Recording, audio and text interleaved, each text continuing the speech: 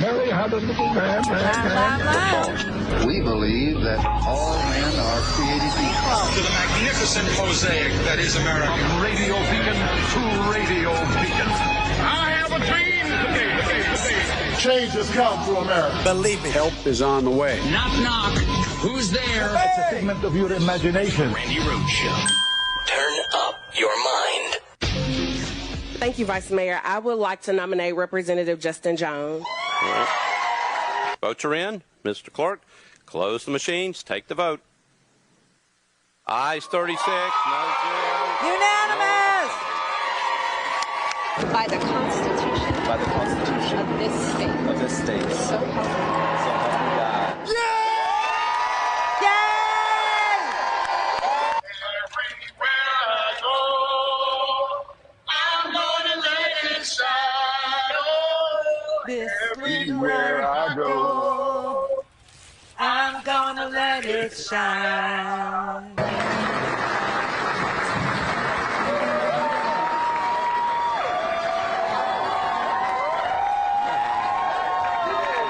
No expulsion, no attempt to silence us will stop us, but it'll only galvanize and strengthen our movement. And we continue to show up in the people's house. Power to the people. We got a movement. We got a movement. Woohoo! Seriously, dude. We got ourselves a movement.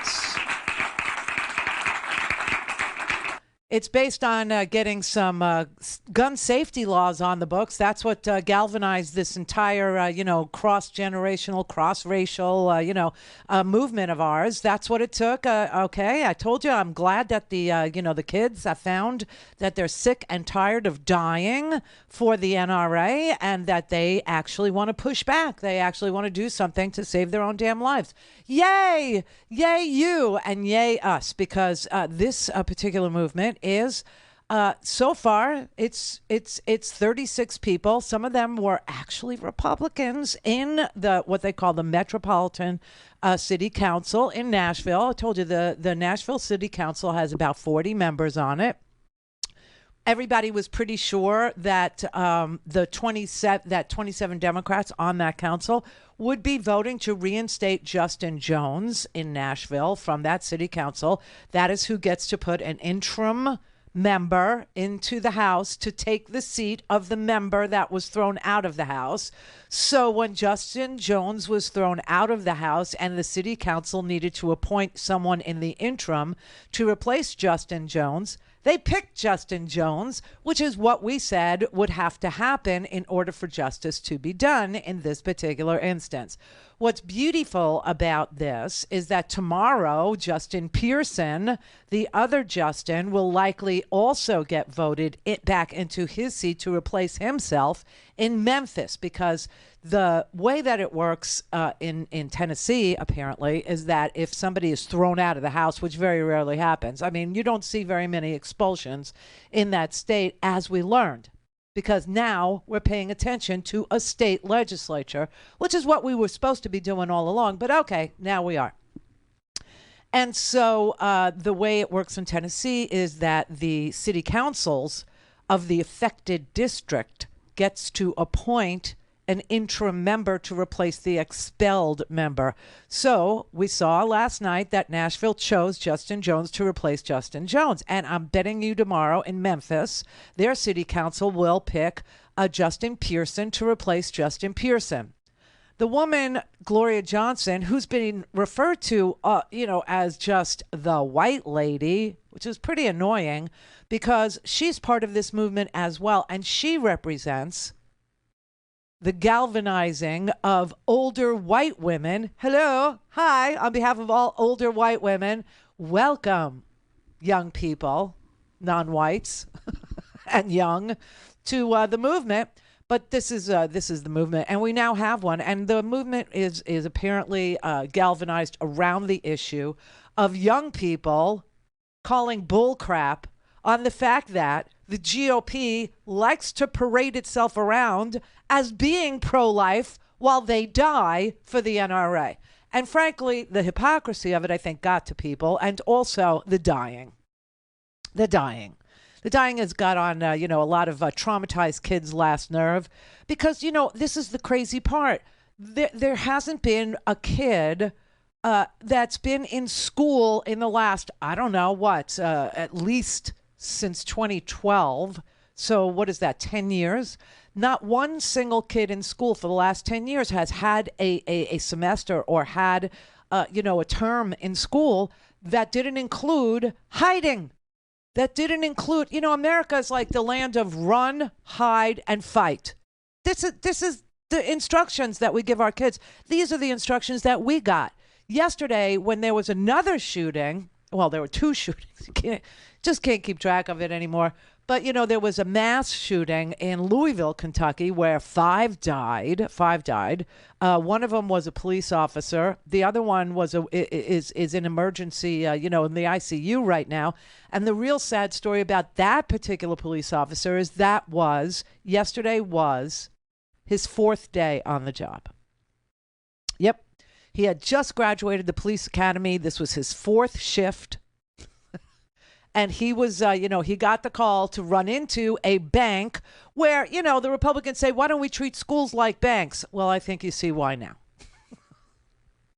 I mean, Ted Cruz is such an idiot, and Lauren Boebert is such a moron. And they're literally talking about, hey, we need to, have more armed guards, and we need to make fortresses out of schools, the way that we do with banks, the way that, it's just, they want this whole country to be militarized and armed to the teeth.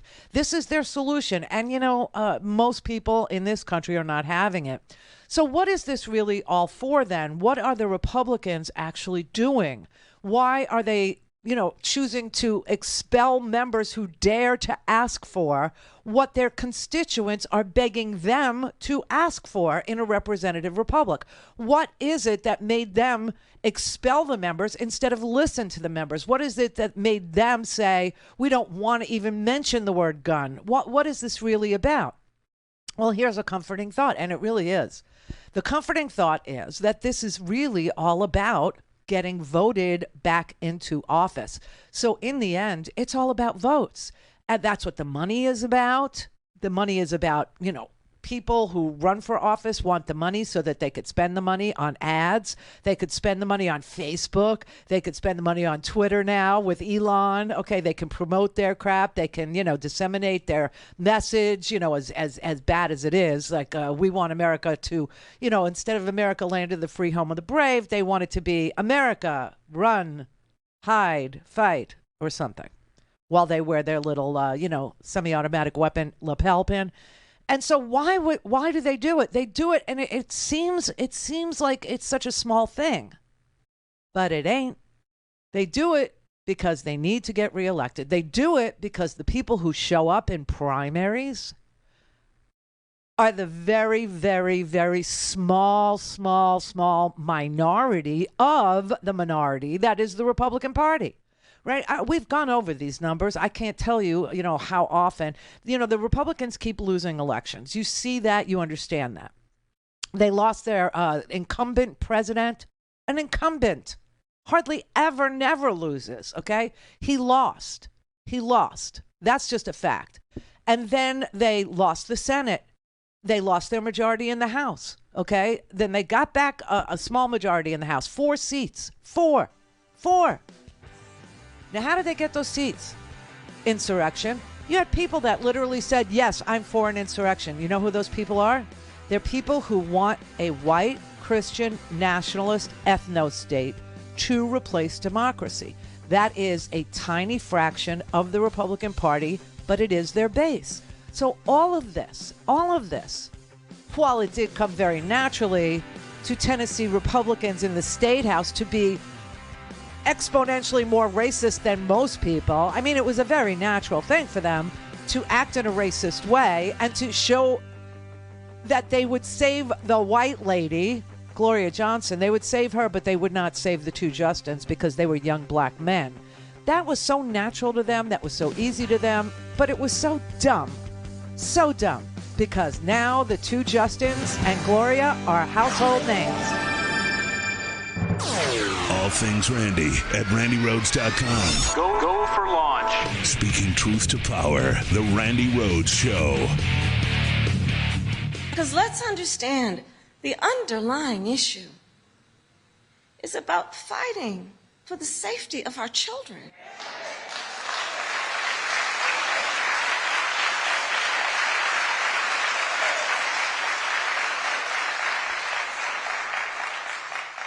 Saying that, our babies are going to school. It's been years now where they're taught to read and write and hide in a closet and be quiet if there's a mass shooter at their school. Where our children who have God's capacity to learn and lead, who go to school in fear, if their back is to the back of the door, that they don't know what might be coming through the door. Our children are being traumatized by this fear. Parents are wondering and asking and praying every time they send their child to school or take their child to school that their baby might come home safe. Think about the underlying issue. Some things are up for partisan debate. Sure. And they will be, because that is also a sign of a democracy. But on the issue of smart gun safety laws, background checks. Background checks.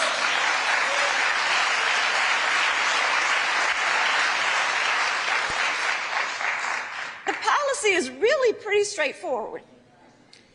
It's to say, you might want to know before someone buys a gun whether they've been found by a court to be a danger to themselves or others. You just might want to know. You might want to know if someone has shown themselves to be violent before they can go and buy a gun. You just might want to know. It's reasonable. The mayor talked about red flag laws. When we know, and when a community or a family knows, shouldn't we listen? Shouldn't we listen? Assault weapons. These are weapons of war.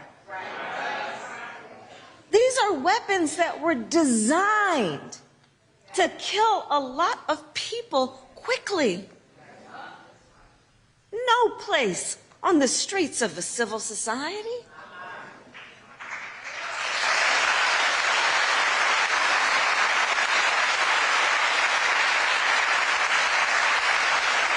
She got a rousing welcome in Nashville. Kamala did. And she went down there because of the undemocratic response that they got from the Tennessee legislature when they had the temerity to bring up gun safety laws.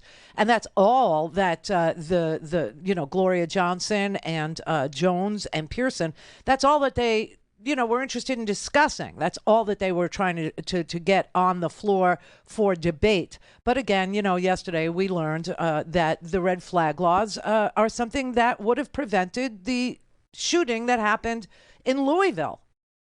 I mean, you're going to get all confused with your states and your gun violence and where it happened and how many people died here and how many people died there. You had 6 people die in Nashville. 3 of them were 9 years old. 3 of them were 9 years old. Then in Nashville yesterday, then in Louisville yesterday, you had this shooter. Turns out he was an employee of the bank. So, of course, he had access to the bank. And he live streamed his murder spree. He live streamed it, left a note.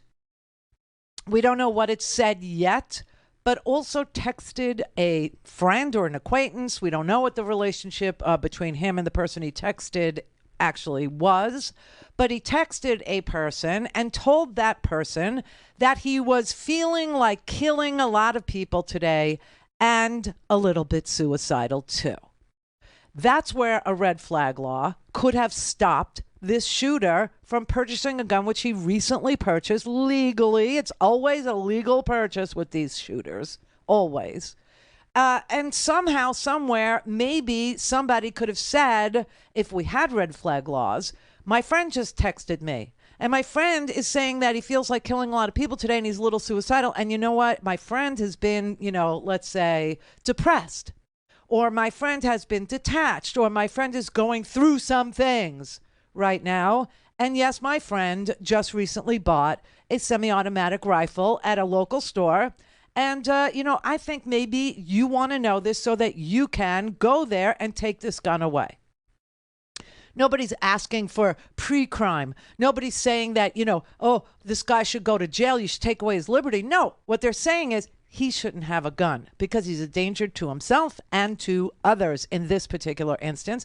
And that would have kept us from having to sit through another press conference full of thoughts and prayers and doctors telling us, you don't want to see what we just saw. You don't want to see the damage that these guns do to the innards of a human. You definitely don't want to see what it does to the innards of a 9-year-old. You definitely don't want to see what it did to the innards of a 6-year-old. And I was listening to, on my way home, I usually listen to Nicole Wallace, Deadline White House. I love that show. I love her. And Michael Steele was the guest. I can't see. I'm just listening on the radio. I'm listening on Sirius. And, hey, Sirius. Oh, there's so much I want to say to you, but I won't. Okay, so I was listening to her on Sirius, and Michael Steele actually said something that I said before, but he said it much more tactfully. Michael Steele is the former head of the Republican National Committee. He was the chair, right? And he's still a Republican. He hasn't denounced his own party yet. I don't know why. I think maybe he holds out just a smidge of hope, just a glimmer of hope, just a little, a little smidge of hope that one day they will, return to some sort of democratic principle of governing. But today ain't that day. Anyway, he was talking about Emmett Till's mother, Mamie Till. And he was saying, Emmett Till, you know the story, right? I don't know if you saw the movie or not. I haven't. I need to, but I haven't seen it yet.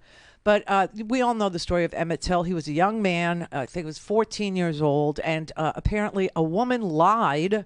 All these years later, we found out that she lied about Emmett Till putting his little 14-year-old, hand around her waist or whistling at her or saying something that the Republicans would consider lewd and lascivious, although they have no problem with ball sacks hanging from the trailer hitch of their F-150. That's not obscene. Okay. But anyway, Emmett Till was brutally beaten and murdered. And Mamie, his mother, decided that America needed to see what she saw when she went to claim his person, his body. And so she had an open casket funeral for him. And Michael Steele's theory is that death from gun violence in this country has been privatized, meaning we don't see it. And that sanitizes it, meaning we don't see it. And so we're numb because, we hear it so often, but we don't see anything horrific. And maybe it's time we do. Call in, connect. To speak to Randi, call 561-270-3844. 561-270-3844. I'll tell you personally, I'm weary. I've been in Louisville for 15 years, all of it at University Hospital. For 15 years, I've cared for victims of violence and gunshot wounds. And people say I'm tired, but I'll be answered. It's more than tired. I'm weary. There's only so many times you can walk into a room and tell someone they're not coming home tomorrow. And it just breaks your heart. When you hear someone screaming, Mommy or Daddy, it just becomes too hard day in and day out to be able to do that. Now, my team is fantastic. They're absolute professionals and they're wonderful. But sooner or later, it catches up to everybody. You just can't keep doing what we're doing because you just can't keep seeing these lives lost. You can't keep seeing all the people with these horrific injuries coming through the door without doing something to try and help them. And I don't know what the answers are. I'm a doctor. I don't know what the answers are. But to everyone who helps make policy, both at state, city, federal, I would simply ask you to do something. Because doing nothing, which is what we've been doing, is not working. We have to do something. because this is just getting out of hand across our city and across this great nation of ours. So this doctor at the hospital there in, Louisville. Oh my God, there's so many dead bodies all over. This doctor in Louisville, he said that they have treated 40 patients just this year for horrific gunshot wounds. I mean, like really, really, really, disgustingly terrible, shredded, people from gunshot wounds. And he's there trying to be apolitical because he is a doctor. He's not a politician. It's interesting that politicians now think they're doctors, right? And that judges now think they're doctors. Everybody thinks they're a doctor, but the doctor knows he's a doctor, okay? He knows. And he's just saying, listen, you can't just do nothing because what we're doing isn't working and what you've been doing is nothing, and that's not working. Because how many times can I go look at these horrific injuries? How many times can I go into a room and tell these children, mom's not coming home, dad's not coming home? How many times do I go and tell mom, your son's not coming home, your daughter's not coming home, your baby's not coming home? I don't know, it takes a toll on you. Takes a toll. I'm not going to stop tending to them. I'm not exhausted. I'm not tired of tending to them and doing what I can to save their lives. But I'm weary of having to tell multiple sets of parents, multiple family members, multiple times, sometimes 3 times a day, he said. Sometimes 3 times a day. He has to go and tell parents or tell children that their loved one is not coming home because they've been shredded by semi-automatic weapons, high velocity, bullet or bullets, because it fires so fast, right? But honestly, it may be time. It may be time to unsanitize this murder and mayhem. It may be time for us to be, to find our Mamie Till, to find a parent who's brave enough and courageous enough and together enough to say, yes, I have to bury my child, but you know what? You're going to see what I saw. You're going to see the damage. I'll tell you, this cop that today was his 4th shift in Louisville that he was running into the bank. He got shot in the head. He got shot in the head with a semi-automatic rifle. You know what's interesting? You know how Fox reported it? They leave out the semi-automatic. They leave out the word assault. They just call it a rifle now. I mean, it's just so heinous. All in service to an industry of death while claiming they're pro-life. It's heinous. It's bizarre. But they leave out the word assault now when they're reporting on rifle deaths. It's not an assault rifle anymore. It's not even a long gun anymore. It's not even a semi-automatic. It's just a rifle. It's all it is. As if, this guy, this perp, this suicidal, homicidal person went into the bank with a Daisy rifle that you used to buy from the back of a comic book. Jeez, Louise, don't you have a shred of decency over there? What the hell? But you see, this is another example of the base, right? Fox News and Newsmax and OAN and all these places, they built themselves a crazy monster based on misinformation, disinformation, malinformation, based on lies, straight up. And they're afraid now. They're afraid to tell their audience the truth because they're afraid that their audience has been so radicalized to violence being the way to solve all their problems, right? Especially after January 6th. And they characterized it as a tourist visit. They characterized it as people staying in between the stanchions.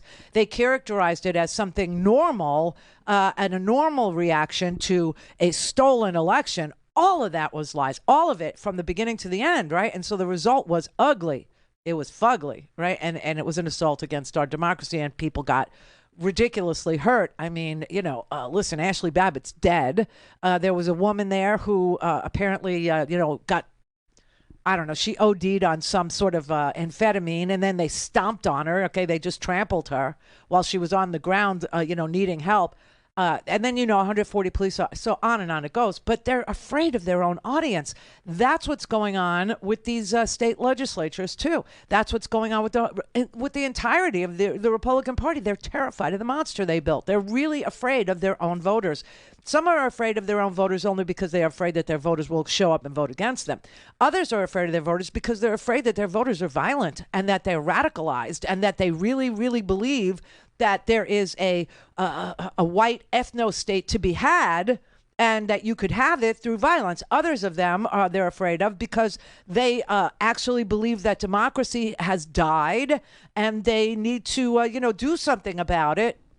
But and they think the thing to do about it is to vote for these anti-democratic Republicans. So they're afraid. They're afraid of their own voters. They're afraid of their own audience members. They're afraid of the monster that they built. And, the monster that they built, for the most part, are pasty old white men.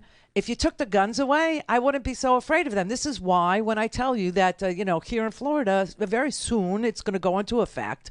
It's not in effect yet, but this concealed carry thing, the first person that becomes dangerous to me, in my mind, living here in Florida, is the old man on mega meds, okay, who's, like on 48 different meds, having a gun and being disgruntled at the Publix deli counter, okay? We already saw road rage incidences where, a dad was driving down the road and another dad was driving with his kids down the road, and the two of them got into it in a road rage situation.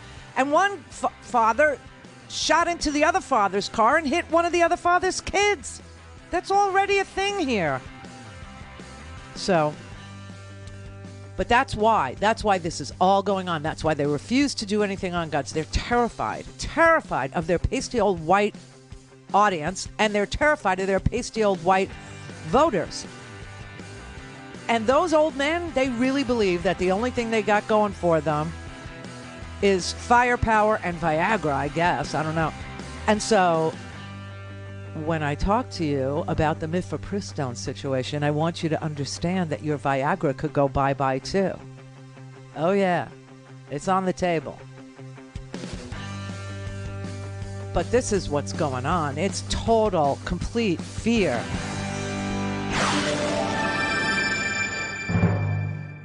This is the Randi Rhodes Show. To speak with Randi, dial 561-270-3844. That's 561-270-3844.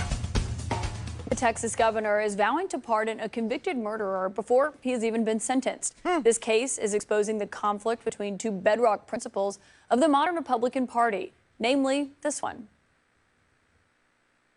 We support the right of every law-abiding American to be able to have a weapon. And also this one. We have God-given rights, and included in those God-given rights is the right to self-defense. To bring you up to speed, Garrett Foster was killed as he was legally protesting the death of George Floyd in 2020. At the time, Foster was legally carrying an AK-47. Daniel Perry's attorneys presented a case for self-defense at the trial. Last Friday, a jury found him guilty of murder. The sentencing date for him has not even been set yet, but already Texas Governor Greg Abbott has tweeted his intention to pardon Perry. Oh my God. In Texas, the governor can only grant a pardon after the Board of Pardons and Paroles makes a recommendation. Abbott has requested an expedited review of this case. Yes, and Abbott actually picks the people on the board of pardon and paroles. So they're his lackeys, they're his, hand-picked, henchmen. And I swear to God, this is what's going on in this country, where you could kill a guy. You could actually kill a guy who drove his car into a crowd, and then you tried to defend the crowd because everyone's armed, right? So you tried to defend the crowd from this guy's killer car by shooting at the killer car driver, and the killer car driver manages to pull out his weapon and kill you. And when the jury hears the evidence in a 2-week trial that includes dozens of witnesses and forensics, and says, oh no, you provoked this, you actually put on your social media that you felt like killing some people that day, and actually said on your social media, this was an Uber driver, I just might kill some people on my way to work today. And then you do it by driving your Uber into a crowd, and the people in the crowd who you drove into are all armed and fire at you. You've provoked what happened. And the jury found that the guy who drove into the crowd provoked what happened, and also put on his social media his intent to do that. His intent to kill Black Lives Matter protesters. Now, the crazy part is both these guys are white, but Abbott actually has a preference for which side of the protest ought to prevail. He doesn't want the person who was killed, who was protesting to say Black Lives Matter, to prevail. He wants the killer of the protester to prevail. So when the killer of the protester goes on trial and a 2-week trial ensues and multiple witnesses, dozens of witnesses testify, people that were in the crowd, people that saw what happened, Abbott has seen none of this trial. Okay. He has seen zero evidence in this case. He has seen no testimony because it wasn't broadcast. And before this man is even sentenced, Abbott's preferred, I don't know what to call them, dueling gunmen. He has a preferred winner of the duel. He would like to pardon him. He would like to pardon him. This is sick. This is a sickness at this point, okay, where he's so terrified of his own voters that he needs to pardon a killer because the killer killed someone that his voters thought ought to be dead. A white man who was marching with Black Lives Matter protesters. I mean, something is, I swear to God, it's so awful. Why not let the sentencing play out? Yeah, why? It just seems to undermine the deliberations of 12 jurors who spent a long time. They spent several hours deliberating on a unanimous verdict there. But it really, at the heart of this, for context, you go back to, there was a guy named Harlan Carter who was living on the border in Texas back in the 50s. There was some racial tension with Mexicans nearby. He ended up murdering a 15-year-old boy with a shotgun, was convicted of murder, but then released from jail 2 years early because the judge didn't explain to the juror the proper definition of self-defense at that time. Harlan Carter went on to be the head of the NRA. At the time, they pivoted from a club that was for marksmanship into a political wing that gave their first endorsement after 100 years to Ronald Reagan in 1980. And now that's 180 million guns ago in this country. The political force of that decision, who took the NRA in a place to fortify for a race war instead of a civic gun safety organization, was a key moment in history. And I think you're seeing that play out now. This is like canonizing the Kyle Rittenhouses of the world. However you feel about what went down, to undermine just the basic sense of a jury trial at this moment and to choose sides in a gunfight based on who is protesting what. Yep. Boy, that's dangerous ground, it feels like. Yeah, it is dangerous ground, it feels like. But that's what Abbott is doing. He's picking his preferred shooter, the one that actually killed another guy who was convicted of murder, even, as his defense was self-defense. The jury was having none of it. And this is a Texas jury that's very used to everybody having a gun, okay? So they weren't like sweet little country mice that had no idea, no earthly idea what, everybody armed is. They know, they live in that culture, and they decided that this guy was in the wrong, that he provoked the violence that rained down on the BLM protesters by driving his car and putting on social media that he just might kill some people today. And it was specific to the Black Lives Matter protests. He said, they're protesting right outside of my, bedroom window. I think I might just get in my car and kill some people today. And that's what he did. That's what he did. And the jury found that that's what he did. But Abbott is so pandering to, these people that hate Black lives, that hate the protesters, that hate the idea that Black lives do actually matter, that human beings' lives matter in their pro-life Texas, that Abbott's going to pardon this dude. And last night, I'm listening to the words of wisdom just spewing forth from the mouths of the Kyle Rittenhouse and the Tucker Carlson. I'm not even going to play it. It was disgusting. Sitting there, and Kyle Rittenhouse is saying, this guy just defended himself. I mean, that's all he did. And nobody's telling you that the other guy had an AK-47, had an AR-15. No one's telling you that. Everybody's telling you that. Everybody knows that. The jury knew that. Okay, everybody understands what happened here, and they also understand that the guy had put on his social media that he felt like killing some people that day, and it was specific to those protesters, and that he was going to drive his car into the crowd, which he did. And then the crowd tried to defend itself against him, and he got his shot off and killed the guy who was trying to defend the crowd. It's just so sick. This is just all one giant gunfight now. The state of Texas is one giant gunfight. And remember I told you there's never a good guy named Harlan. When we were talking about Harlan Crow, who collects, autocratic, dictator statues and, Nazi memorabilia and, Nazi napkins. Yeah, Nazi linen he collects, because he fetishizes the ability to own everything, including history, right? So now, he can just surround himself with his fetish, this dark idea that he could, be in charge of the world somehow by surrounding himself with Mao and not. Anyway, I told you there was no. Well, this guy, I never knew about this. Did you know about Harlan Carter? Did anybody know about him? The first NRA president who decided after being imprisoned for murdering a 15-year-old Mexican kid for murder, and then was released 2 years early because he was able to appeal it and say that the explanation for self-defense that was given to the jury wasn't the right one or wasn't good enough. And so he was released 2 years early and then made his entire life about representing gun manufacturers instead of representing gun hobbyists or shooters or hunters or marksmanship or any of the competitive gun sports that there actually are. Shooting skeet, target practice, this kind of thing. No, now all of a sudden he decided, well, I can make a fortune. You know what I do is I represent the manufacturers. And I make sure that nobody ever, ever, ever passes a law that keeps a gun out of anybody's hand, ever.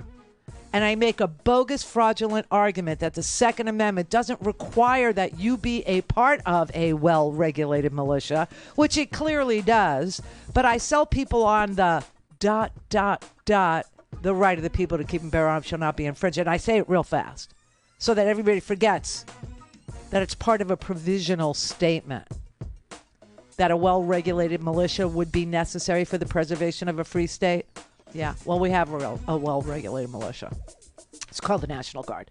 But okay, so this is the gun culture, okay? This is the madness of the crowd that votes for people like Greg Abbott. The madness of the crowd that votes for people like the Tennessee legislature.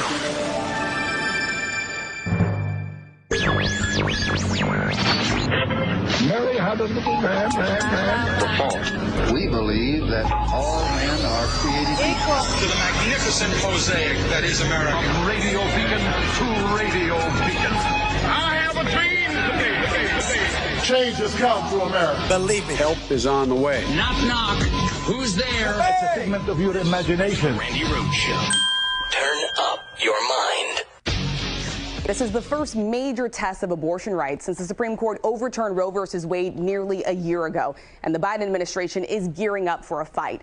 At the center of all of this, conflicting rulings about access to the abortion drug mifepristone. This is a pill that's used in more than half of abortions in the U.S. It's been available for more than 20 years, but one conservative judge in Texas ruled to ban the pill, saying that it should have never been approved by the FDA in the first place.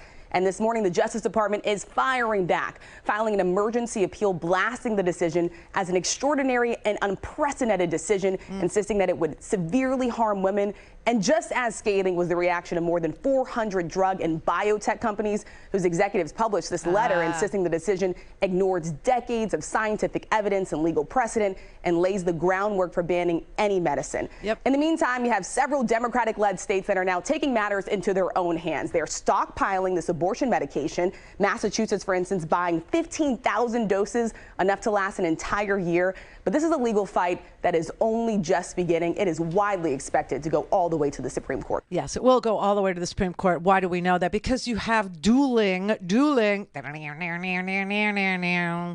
have gunfights with dueling interests. We have, now we have dueling courts. It is unbelievable. So you had the Washington State Court. I think his name is Timothy Price. I know his name is Judge Price. I think it's Timothy.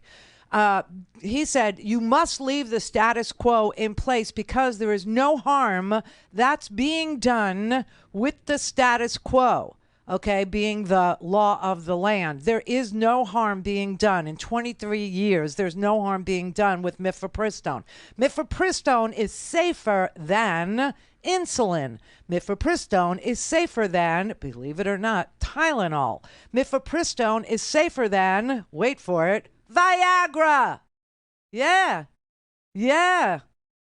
More people die after they take Viagra than do after mifepristone and misoprostol, which is the two-drug therapy for early pregnancy. Early, everybody, which is what you say you could tolerate. It's what you say you're okay with. It's what most Americans say is fine with them.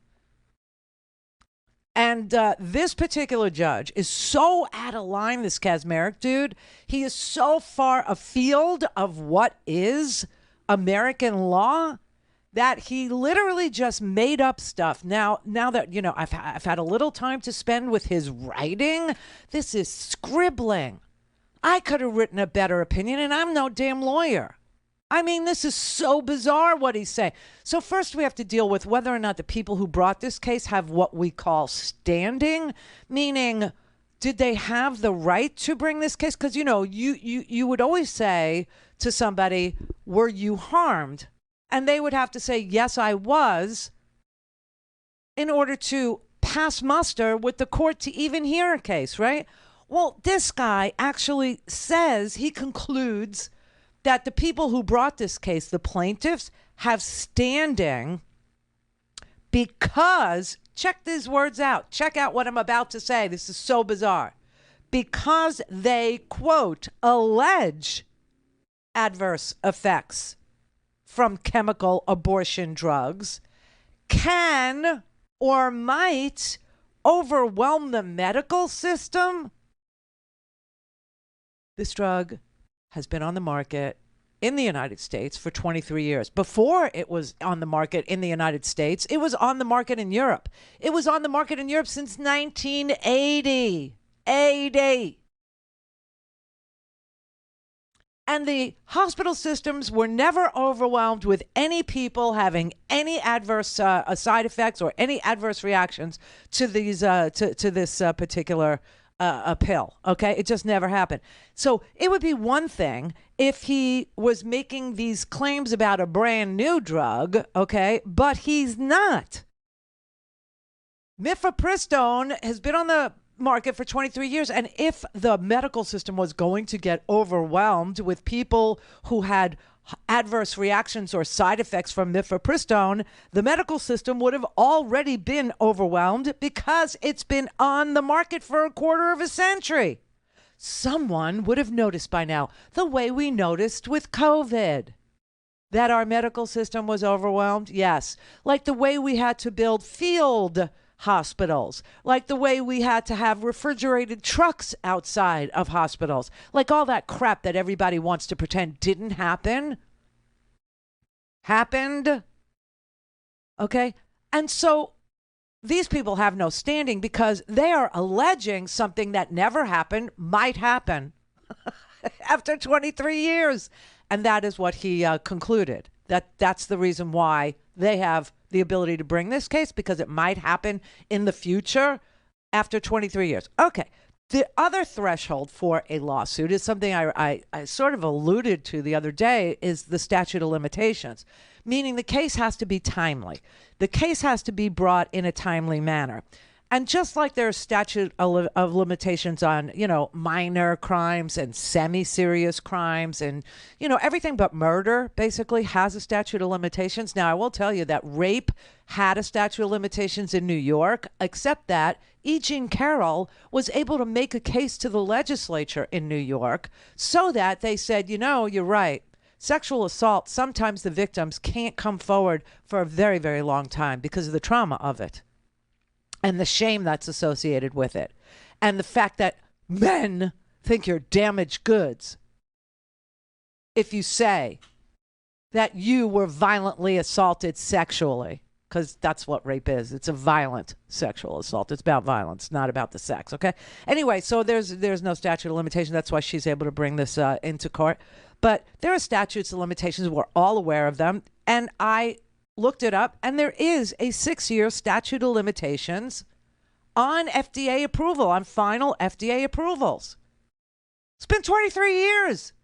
He said that's fine, that he could find a carve-out because in 2016, there was some citizen petition about mifepristone in 2016, okay?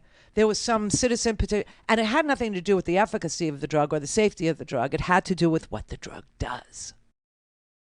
It had to do with people being upset about abortifacients. Once you started calling mifepristone an abortifacient, people all of a sudden were like, I'm against that. And so he decided that a citizen petition about mifepristone reopened the statute, the tolling of the statute. And so the statute of limitations began running in 2016. Well, it's still 6 years. It's 2023. It's still. Then he said, in 2021, there was another citizen petition about it. And so in 2021, it starts to toll again. So they have plenty of time. This is the crap that's in this decision, okay? And the only way that this would have gotten the result that it got was if you shopped around for a sympathetic judge who uncritically accepted these crazy, messy, unbelievably stupid arguments. And they knew that they needed to file it somewhere near Amarillo because he's the only federal court judge there. He's the only one in the Northern District of Texas. The whole Northern District of Texas, which we think of as vast, because it is, has one federal judge assigned to it. Again, yesterday, I refer, pack the court. Pack the court. Anyway, in Washington State, a judge issued a dueling opinion, and he said, keep the status quo until this can be heard by a higher court, meaning the appeals court. Okay, he was referring to the Fifth Circuit Court of Appeals, which is very conservative, but he said, keep the status quo because there's no harm being done with the status quo, but you will do irreparable harm to women if you deprive them of a safe and efficacious chemical abortion. You will do irreparable harm to them. And so now you have these dueling opinions. The Fifth Circuit is probably going to stay it. That's the best we can hope for. A response to that has to be filed tonight at midnight. Tonight at midnight, because DOJ asked for the case to be frozen. All things Randi at RandiRhodes.com. Go for launch. Speaking truth to power, the Randi Rhodes Show. Americans overwhelmingly do not want this abortion pill banned. 70% are opposed to it. Oh. Over 80% of Democrats are opposed to it. Look at that. Over 50% of Republicans are opposed to it. My goodness gracious, when was the last time you saw a controversial issue in which a majority of Republicans and Democrats agreed? And you know, John, Guns. we oftentimes look at polling and we say, okay, is this necessarily reflected in the real world? Well, since Roe v. Wade was overturned in the middle of last year, we had half a dozen abortion ballot measures, right? And the pro-abortion right side, and every single one of them came out with the majority, with the win. And we're not just talking about blue states like Vermont and California. We're talking about red states, right, like Kentucky and Kansas and Montana. So the fact is, Americans are on the side of pro-abortion rights, and it's going to be very interesting to see going forward whether or not they like this decision. I don't believe that they will if it holds. It won't hold. Okay, so that's the thing. The other thing is that the minority, again, what we're talking about here is, literally 30% of the country, identifies as being a Republican.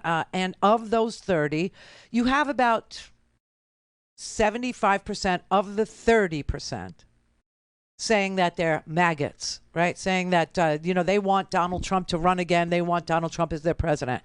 That is a tiny little minority of the United States of America, a tiny little sliver of the United States of America. And you know this every time there's polling on a question of, of public safety.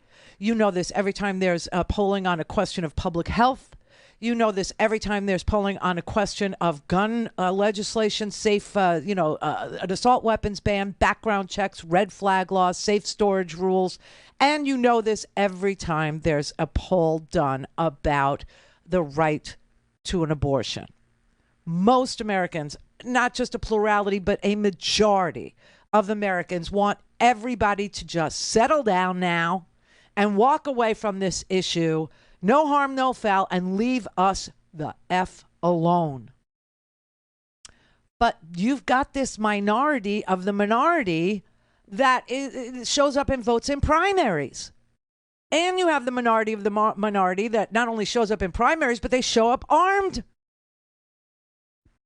And that is what these Republican psychos are playing to. That is what they are afraid of. They're afraid of losing the base. And that is the base. That is who I'm talking about. These are the people that would like to have or believe there is one to be had, and there ain't, a white Christian ethno-state, and that all they got to do is destroy this one, and it will just seamlessly be replaced with their delusional vision of the Turner Diaries, white Christian nationalist ethno-state.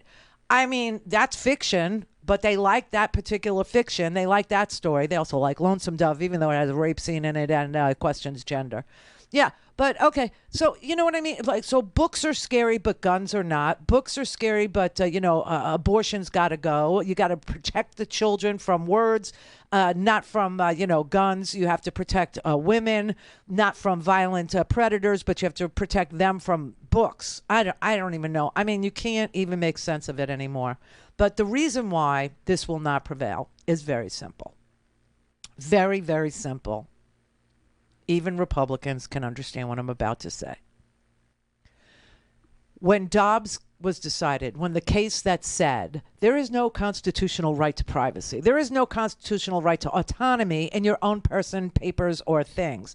There is no right to privacy in your own medical decisions. HIPAA, be damned, right? There's no right to privacy there. The Constitution doesn't guarantee that to the women folk. So what we're going to do is we're going to send it to the states. And we're going to let each state decide what their people want. That's what we're going to do. States' rights and all. We're going to say this is a question of states' rights. Well, that created this maniacal patchwork of laws, just like gun laws do, okay? Because we refuse to have federal gun laws, and we refuse to have a federally recognized constitutional right to privacy, right? They just decided, we had one for 50 years, and they decided, we need to pander some more. So let's just say it's a states' right thing. Okay, so if it's a states' rights thing, how did this federal judge in Amarillo, Texas, decide that he's going to ban something for the entire country? Nationwide, all 50 states, whether abortion is legal or not. You see what I mean? It's so desperate and so stupid and so obvious what he did was in violation of even the Supreme Court's attempt at acquiescing to the radical right by saying, all right, you know what, we'll just send it to the states. And then all of a sudden you had red states like Kansas. You had red states like Montana, red states like Kentucky, all say, oh, no, oh, hell no, we're not giving up our right to privacy. We're not doing that. The women here will not have it. We're not going to sit still for that. We're going to vote to protect it in our state. Well, now all of a sudden you got this one judge deciding for the entire country. The entire country. So the Supreme Court isn't going to allow one judge to rule for the entire country when the Supreme Court's decision was based on states' rights. Erroneously and stupidly, because the Constitution is federal. It is the supreme law of all the land, not just this land or that land or the red land or the blue land or the green land. No, it's the law for the whole land. And nothing the states can do would be supreme to the U.S. Constitution. In fact, the states have to be very cautious of not running afoul of the United States Constitution, which does give me a right to privacy. It does. And it only gives you a right to be part of a well-regulated militia, which you can still do any day of the week that you like. Go to the recruiter, go to the Fort Hamilton near you, go there and, sign up for the National Guard. Then you'll be part of the well-regulated militia if they take you, if they even take you. If you could pass the physical, if you got the age requirement down. See, and this is how I know it's old white men. Old white men. Because they can't join the National Guard. Okay. So the Supreme Court will strike this down on one of three things. Either they will say, what are you kidding me? You can't sit there in Texas and make law for the entire United States of America. Okay, you can't. We said states' rights and we meant states' rights. And that's as far as we were willing to go. In fact, Kavanaugh, when Kavanaugh wrote his opinion in Dobbs, he said, our job is done here. There's nothing more for us to do. This is why yesterday I said, I don't think that there's enough. I think it'll be a 5-4 vote, meaning Kavanaugh and Alito will side with, Kagan and Ketanji Brown Jackson and Sonia Sotomayor. And those two will make it 5. And there'll be a 5-4. But now it seems like it'll be 6-3 because it looks like Roberts is embarrassed about his court too, and he should be, because he's let Clarence get away with literally everything that is morally despicable and ethically unconscionable. And now the court is not even a valued institution anymore. So, Roberts has some skin in this game too. So it could very well be 6-3 based on the fact that they felt their job was done after they sent it back to the states. But they could also just say, this standing thing you found? No. Connect. To speak to Randi, call 561-270-3844. 561-270-3844. People of this country are telling us over and over again, they expect these fundamental rights to continue to be there for future generations. You look at Kansas, Wisconsin, Michigan. In 2016, they were completely Republican-controlled states. Now there are 3 Democratic governors. The people have spoken. They expect these rights. Overwhelmingly, they turn out. So this is not a Republican or Democratic issue. This is an issue that the majority of people in this country expect to have been settled and want to have these tools in the event that a woman is in a position that she needs to make a decision about her future. And guess what? That happens every day in this country. Ahead of the election in November, polling in Michigan showed that 43% of your state's voters said that abortion was, in fact, the single biggest issue motivating them to vote. Wow. On Election Day, voters approved this amendment to the state constitution guaranteeing a right to an abortion. How much was the threat to abortion rights a factor in you and your Democratic colleagues sweeping the state last year? How big a deal was that particular topic?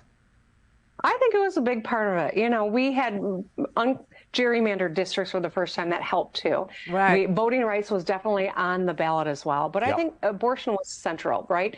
I did roundtables all across the state, Allie, and it was when I was sitting there, a Republican woman who said, I didn't vote for you when you first ran in 2018. I've never voted for a Democrat, but I'm knocking doors for you, and I'm going to make sure that we pass this constitutional amendment because I'm furious that people are trying to take rights away from my daughters. Seriously, people are not going to just lay down and go quietly into that bad night. We're not going back to the Salem witch trials, okay? We're not going to go back, to wire hangers when there is safe and effective, proven, half-a-century-old drugs.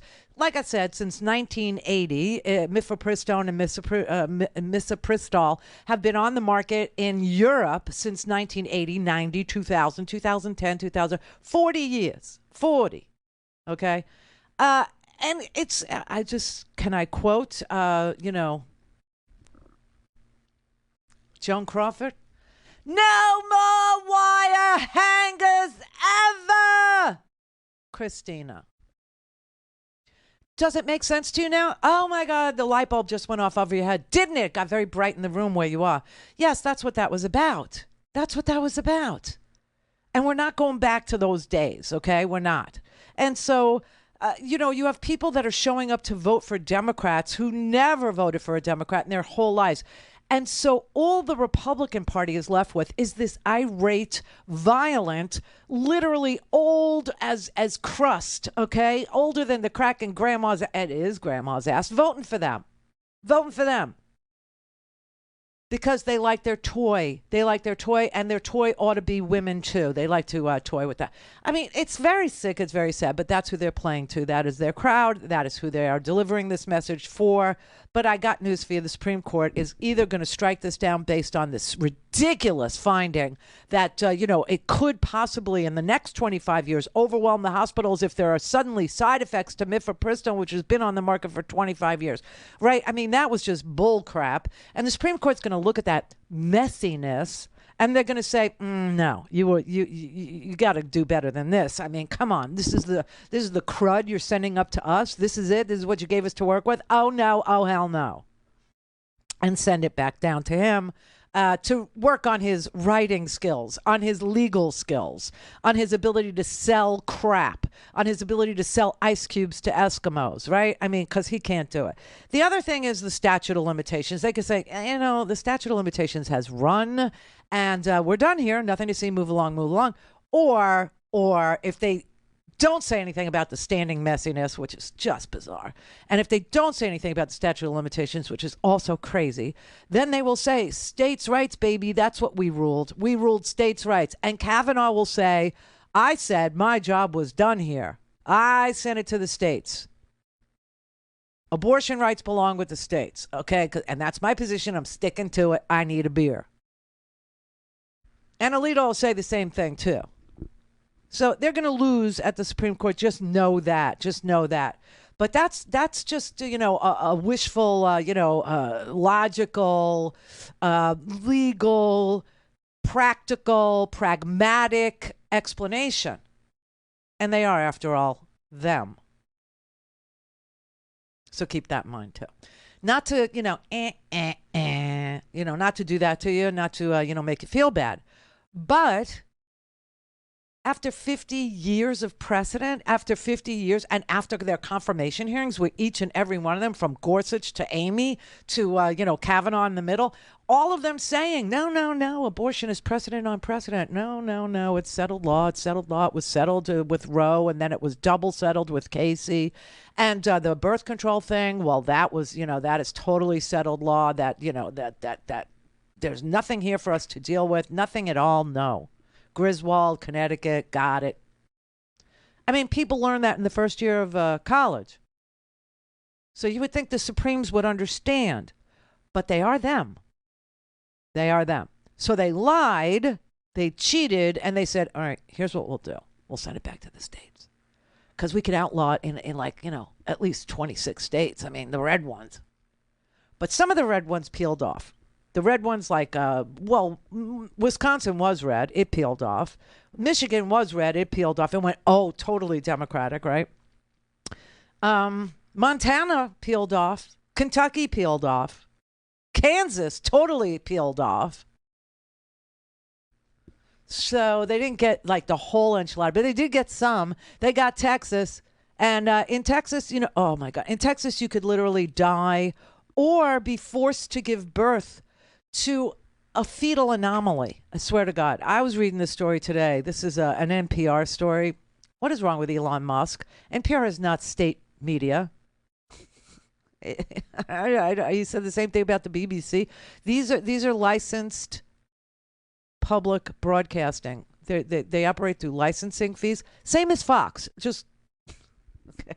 Well, Fox actually operates off cable subscription money, but it's that same theory. Anyway, I was reading in NPR today that on Good Friday, there was a funeral for a fetal anomaly that a woman was forced to carry to term. I'm not kidding. And I bet you anything that this couple are pro-life. I'll bet you anything that they are, just because of the way they answered some of these questions. But she found out she's the mother of 4 already. The youngest one is, I think 9 months old, her youngest baby. She got pregnant again. 20 weeks in, she had the sonogram. And 20 weeks in, the doctor said to her that this fetus is incompatible with life, which is what OBGYNs say when your fetus has a fetal anomaly that is so detrimental to the life of the child that the baby cannot survive outside the womb, that the baby is never going to make it, right? 20 weeks, she was told that her baby was not compatible with life. And she said, well, what are my options? And they said, you don't have any. You have to continue your pregnancy. This is Texas. This is the Randi Rhodes Show. To speak with Randi, dial 561-270-3844. That's 561-270-3844. What do these guys stand for? You know, other than to take away rights from people, what do they really stand for? I think that's where my frustration is. Yes. Here in Michigan, we've expanded rights for the LGBTQ community. We have expanded workers' rights. We have expanded reproductive rights. We've made Michigan a more competitive state that is going to lure talent here. And these other governors and legislatures are trying to roll back those rights to target people. We got big problems in this country to solve. Yes. We've got to worry about national security, cyber attacks. We've got climate change. I mean, there's a million things we could be working on that all of humanity depends on us getting right. And yet they're waging war against their own people. It's crazy. And if this continues, I think that we are going to be very much a nation at risk, as well as the democracy that we've been fighting so hard to make sure continues and is safe, and our voting rights. I mean, there's just so much at risk here, Allie. And I just cannot get my head around where these guys are going.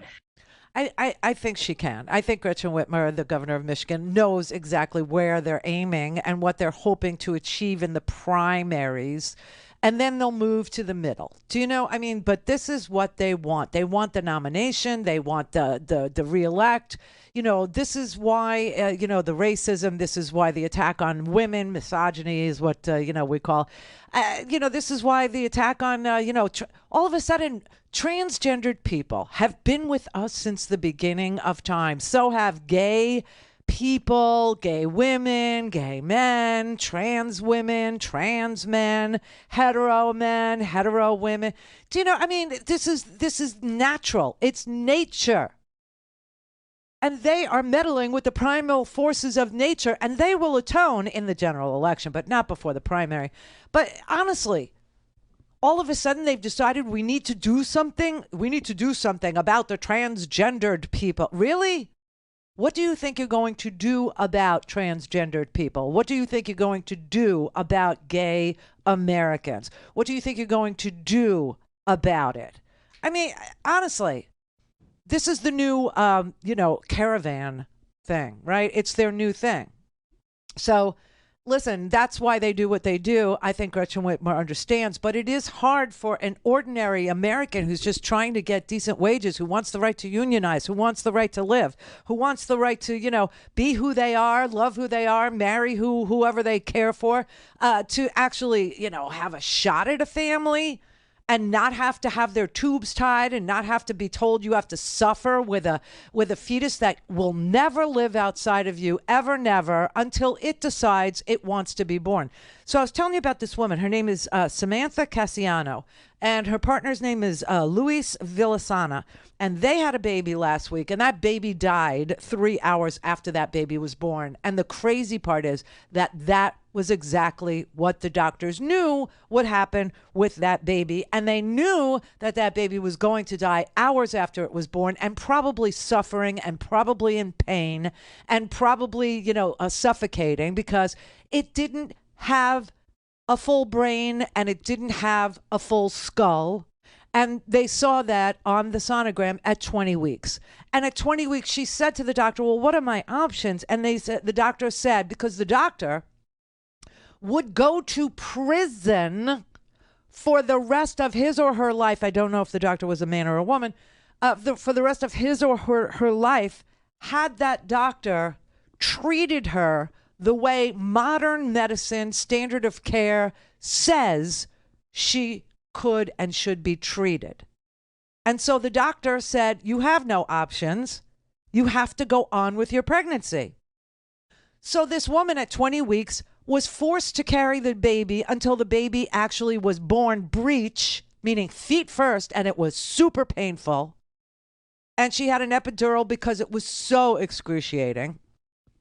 And the baby died because, she had part of her brain didn't exist and her skull never developed, right? And so everything was outside of the baby's skull, and the baby was born feet first. And so, and the baby died 4 hours after the baby was born in the arms of her father, which is just, the grief and the intense grief that, you can't. Okay, so now it gets worse, okay? It gets worse.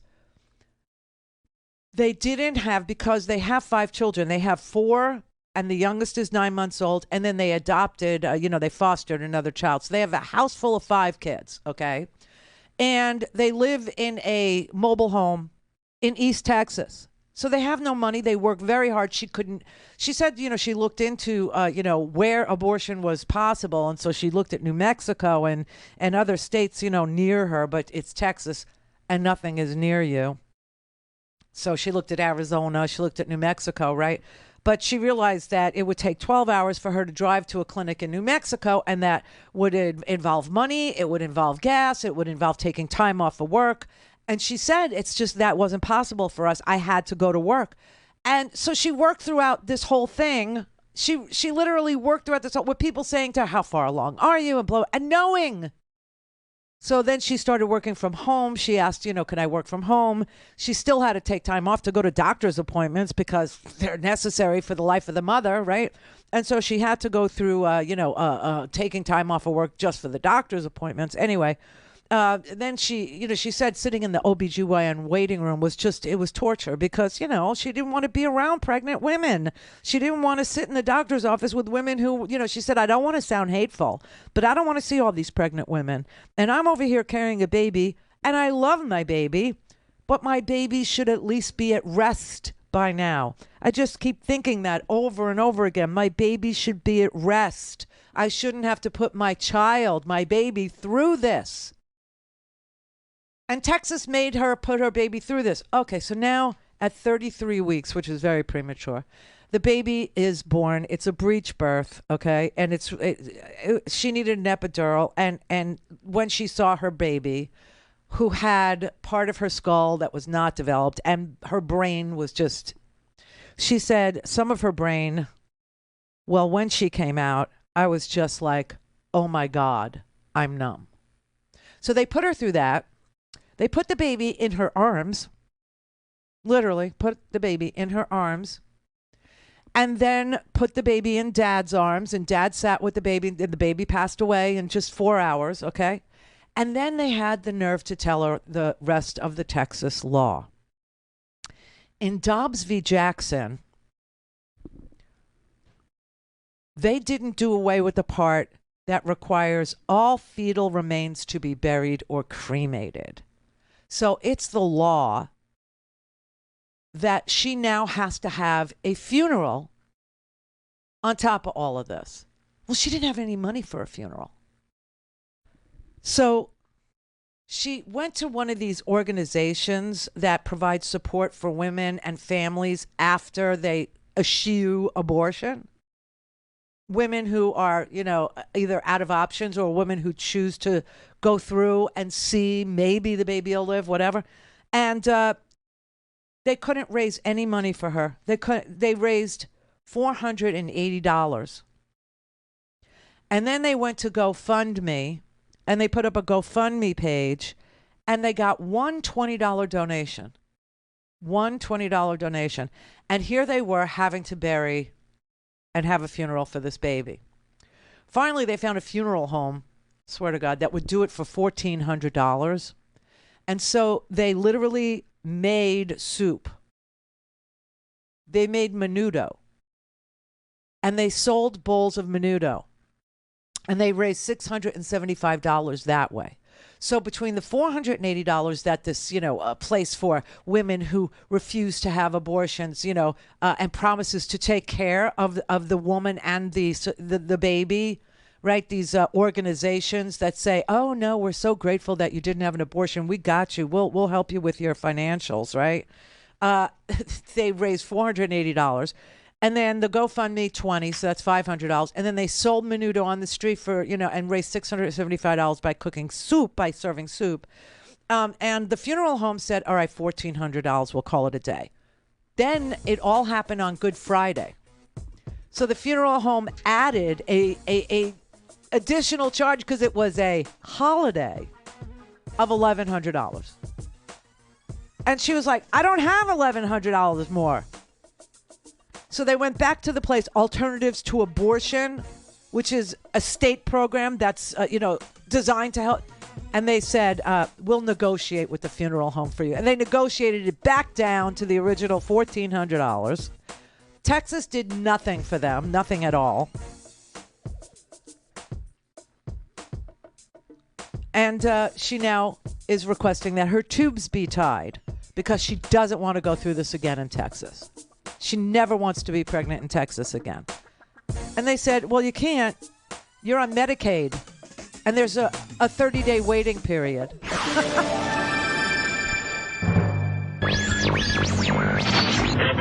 Mary had a little man. We believe that all men are created equal. To the magnificent mosaic that is America. From radio beacon to radio beacon. I have a dream today. Change has come to America. Believe me. Help is on the way. Knock, knock. Who's there? It's a figment of your imagination. Randi Rhodes Show. Turn up your mind. A new poll out today shows that a majority of Tennessee residents think the expulsions were wrong. And Tennessee is a very Republican state. It doesn't have a single statewide elected Democrat. But because this scheme in Tennessee was so brazen, and because voters who care about democracy mobilized so quickly, it was able to become a national story practically overnight. Even amid a very busy news cycle, and because that mobilization was so quick, Representative Justin Jones didn't even miss a day of work. He was expelled and reinstated over the course of one weekend. And while what happened in Tennessee is particularly notable, it's far from the only example of conservative legislatures working quietly to roll democracy back. Just ask Justin Jones.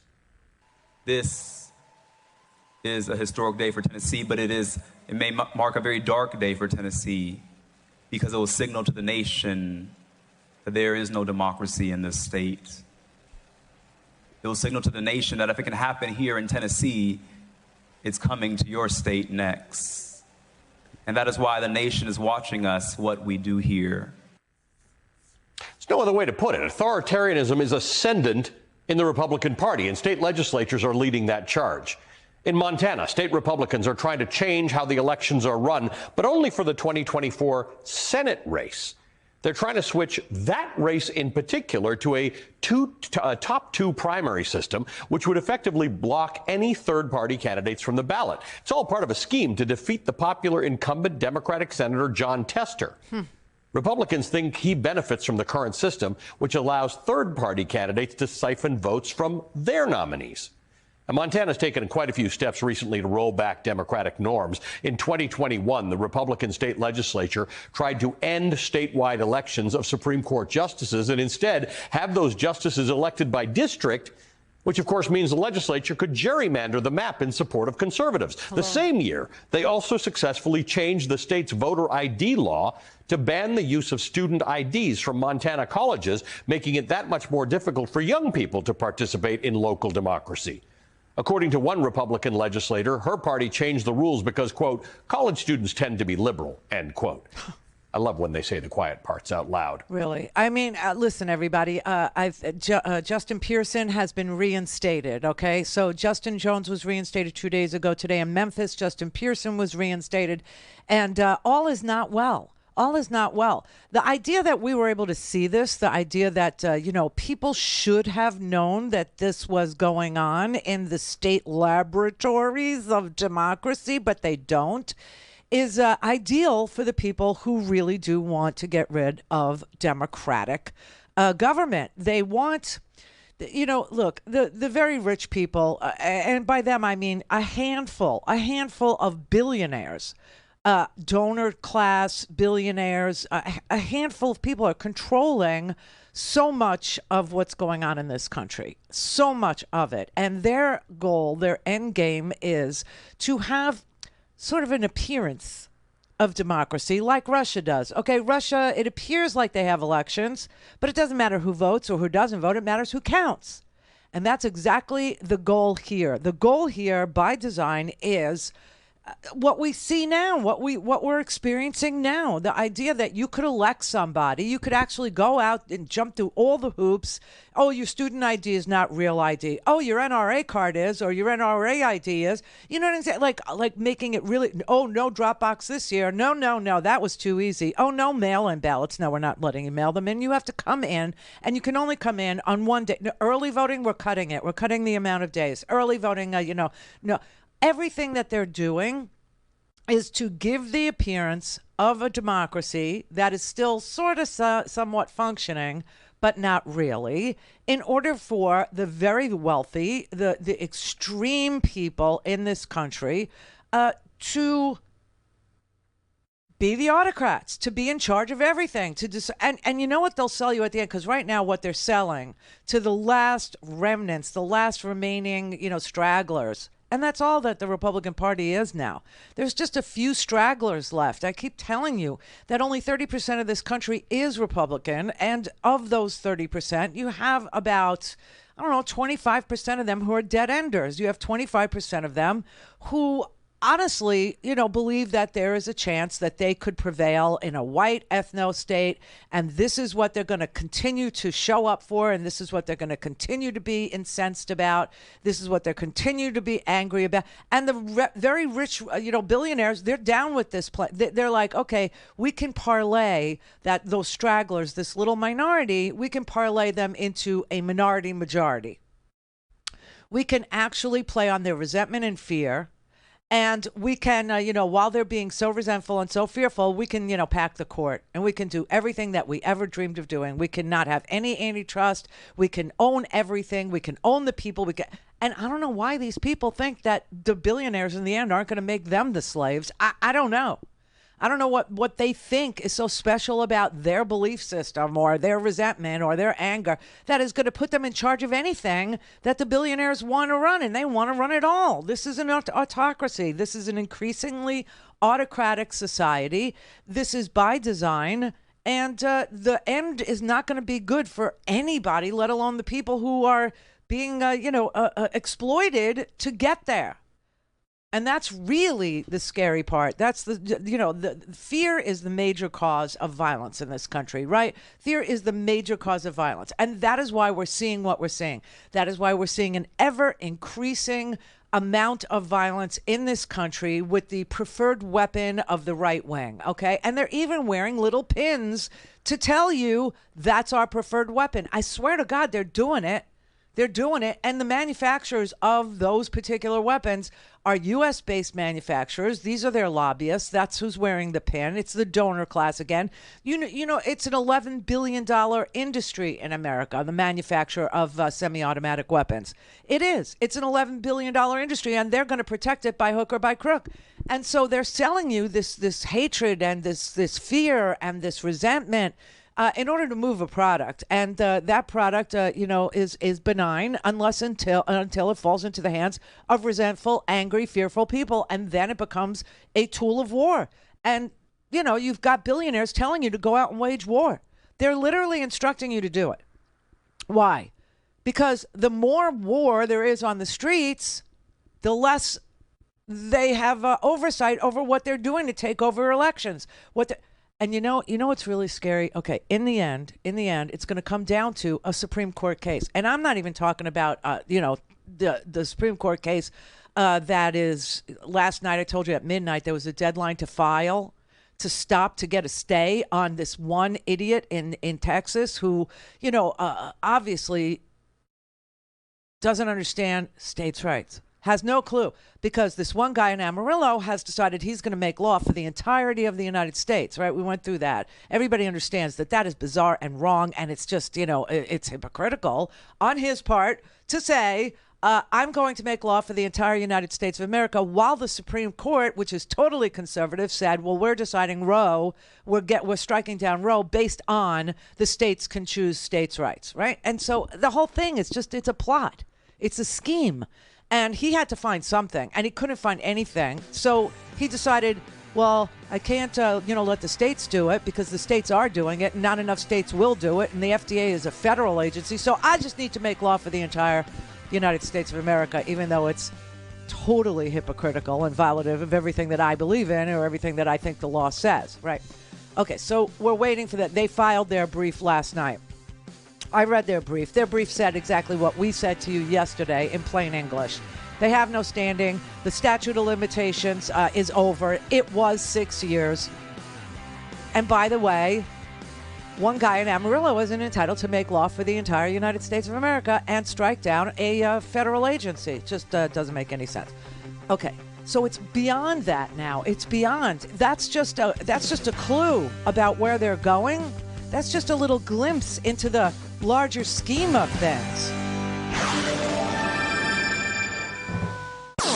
All things Randi at RandiRhodes.com. Go for launch. Speaking truth to power, the Randi Rhodes Show. I'm looking at society today, and it's like I'm watching an X-Men movie with people that, when you watch the X-Men movies or Marvel comics, it's like we have mutants living among us on planet Earth. And, some people don't like that, but that's a fact. We have people that live among us today on planet Earth that are happy to display themselves as if they were mutants from another planet. This is the planet Earth, where God created men, male, and women, female. I'm a proud Christian, conservative Republican. I'm not on the fence.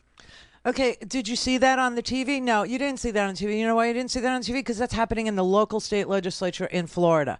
Okay, and you don't see your local state legislatures represented in national news, and you barely have local news. People barely have a half hour of local news. And when the local news deems it necessary and does a deep dive into what's going on in your state capital, people just tune out, or they just say, that's too difficult to understand. I don't get what's going on, until it's too late. And you see the expulsion for no good reason except that they did not like the position of 3 members of the state house in Tennessee on gun safety legislation. And because they're cowards, and because they have no good counter argument, and because they don't even want to bother with creating a good counter argument or entering into a debate, they decide, you know what, we'll just expel them. We have a supermajority. We can do it. And that's what they did. And, finally, people started paying attention to what's going on in state houses. This guy from Florida, Barnaby Webster, was talking about a bathroom bill, gender dysphoria, and he was telling people that they were demons, they were imps, they were devils. I swear to God, this is what he called them. He called them every name in the book that you could possibly imagine, and then self-declared him the arbiter of all things Christian. Again, God created all of us in his image. So I look like this, and Brett looks like that, and this one looks like that, and that one looks like this. All created in God's image. So what gender was God? Shut up, Mr. Barnaby, whatever your name is. I mean, this is the kind of stoking. This is the kind of hate. This is the kind of resentment that billionaire donors and their lobbyists are paying to put before guys like him. They are saying, these are your talking points. This is what you do. We're going to introduce a bathroom bill in 32 states, okay? And the reason why you're against it is because it goes against God. All right, go. And that's what happened. So now we've got, not just an attack on, transgender people who suddenly we must do something about them. We must do something about them suddenly. Why? because you need another distraction from what's really going on here, which is beyond gerrymandering. It's beyond taking away the drop boxes. It's beyond taking away early voting days. It's beyond taking away the actual number of voting machines in a library. We'll get to the libraries. Or in a school for you to vote upon. It's to make the lines longer than they have been. You know, you see in Atlanta, when people lined up to vote, you saw those lines were 9 hours long. Some were 11 hours long, and people are determined, and they stood there, and they brought their water, and now they said, oh, you know what? No water for you. Try it again. This time in Atlanta, in the heat, without water. Try it this way. Do you know what I'm saying? It's just an endless thing. And in order to get away with it, they have to moralize. They have to stand on some pulpit somewhere and make it appear that God told them these things about that one and this one. I got news for you. God didn't tell him anything about that one and this one. God barely told him how to be a righteous human being. God barely told him about dignity and respect. God barely told him about do not judge lest ye be judged. You know, he doesn't understand anything about the religion he claims to be a member of. That's kind of normal, but it's also creepy because it's a talking point. It's a talking point meant to play into people's fear and resentment of others. Once you otherize groups of people or a person or a religion or a race or a particular way of living your life, once you otherize, I don't care if it's liberals. We can talk about liberals just like because it's probably a little less difficult to understand. But once you otherize liberals or once you otherize Jews or once you, right, then it becomes so easy to take away their humanity. It takes away their ability to live because they're not humans. They're something else. They're you know, Satan's spawn, which is what this man actually referred to children in this state as. Now, he has since apologized because even that, you know, that was a bridge too far for some other Republicans who were handed the same talking points in the Florida state legislature. And they said, listen, I don't think you're demon spawn. I don't think that you're imps. I don't think that you're something out of a comic book, you know, that Marvel create. I really wish you the best, and I hope that you get to live a full and free life. Well, it wasn't that big of him.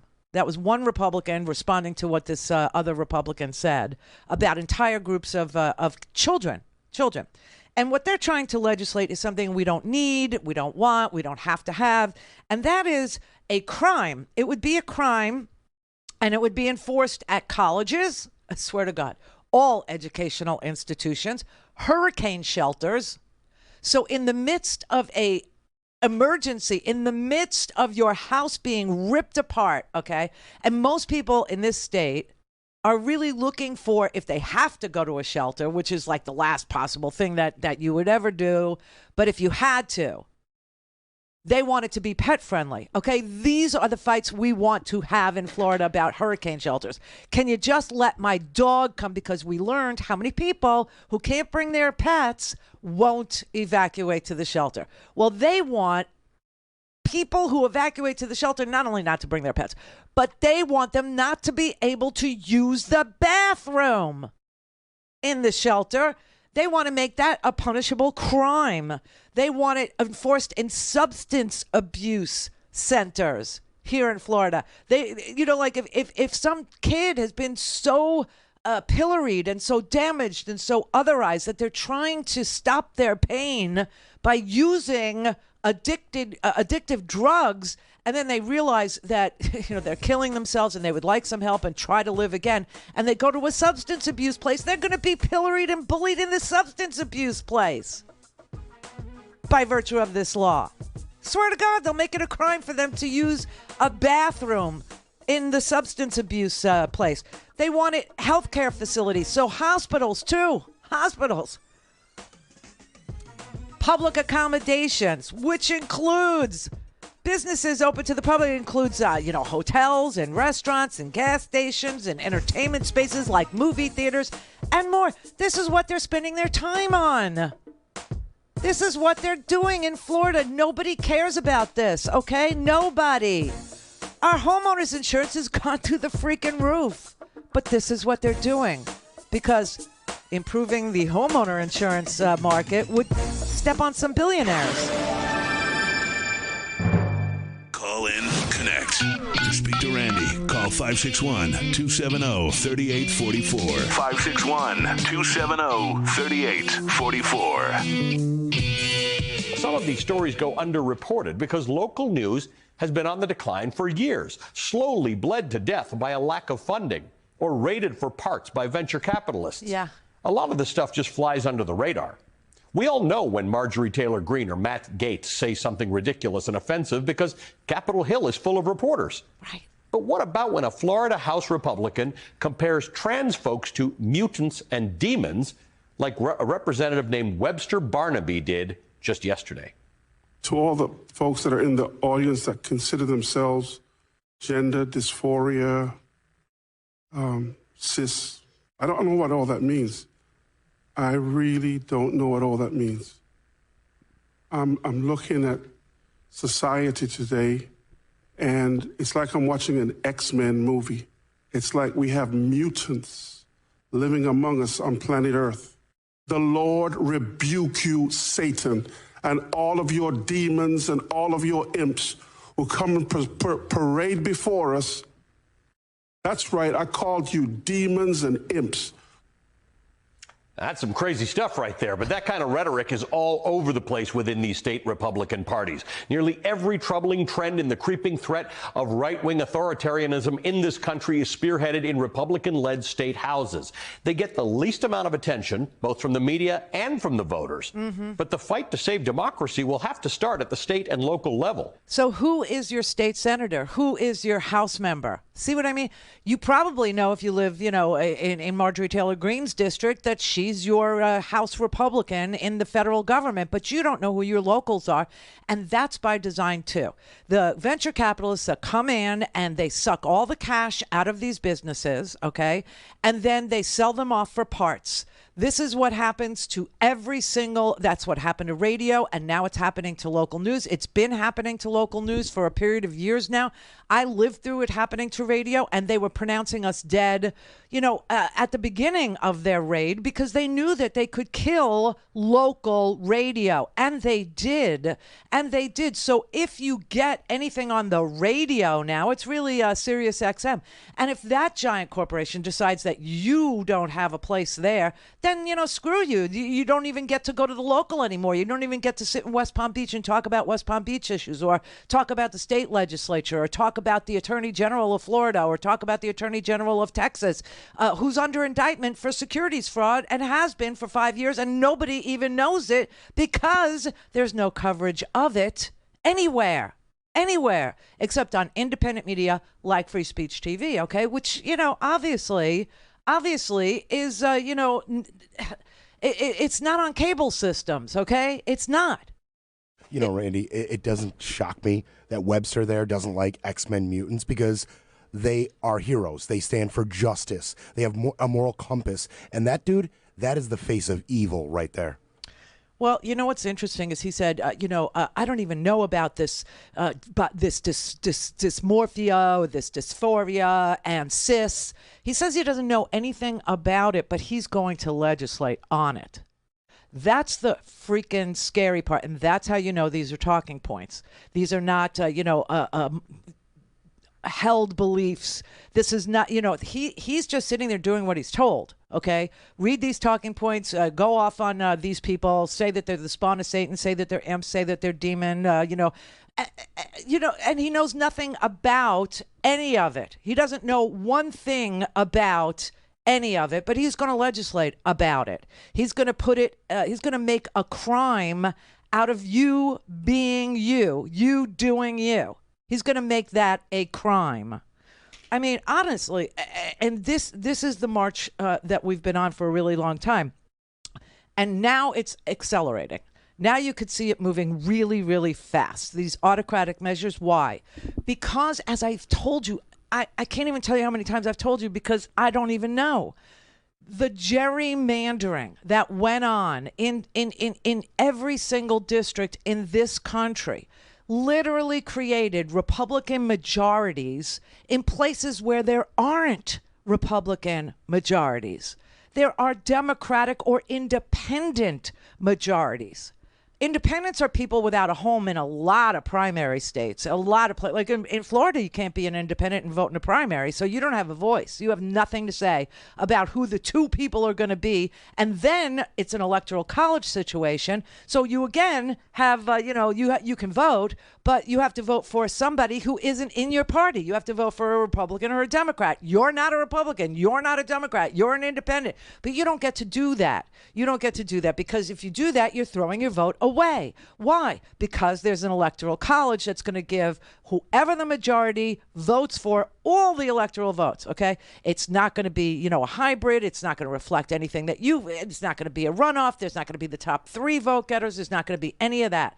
So we are literally gerrymandered out of our own voice in our own states, and no one even knows it. But this works really well for the billionaire class, for the elite class. This works really great when they want to be the autocrats of the future. And you know what they're going to end up selling you at the end? This is hysterical to me. They're going to end up at the end selling you the idea that you can become just like them. You can be billionaires just like them if you only worked really hard and you only pulled yourself up from your bootstraps, etc. You could be just like them. Except what they don't tell you is they inherited their freaking money. This is old money passed down. They're Nepo babies. Every one of them. They're Nepo babies, okay? And they don't want to tell you that. They don't want to, like Harlan Crow, he doesn't want to tell you who his daddy was. He doesn't want to tell you that he inherited this business. He doesn't want to tell Trump, he doesn't want to tell you who Fred was. He doesn't want to tell you that he inherited his daddy's business. Junior, he doesn't want to tell you that he's going to inherit from his dad. And they just want to sit there and tell you that you could be just like them if you just let them have their way with you.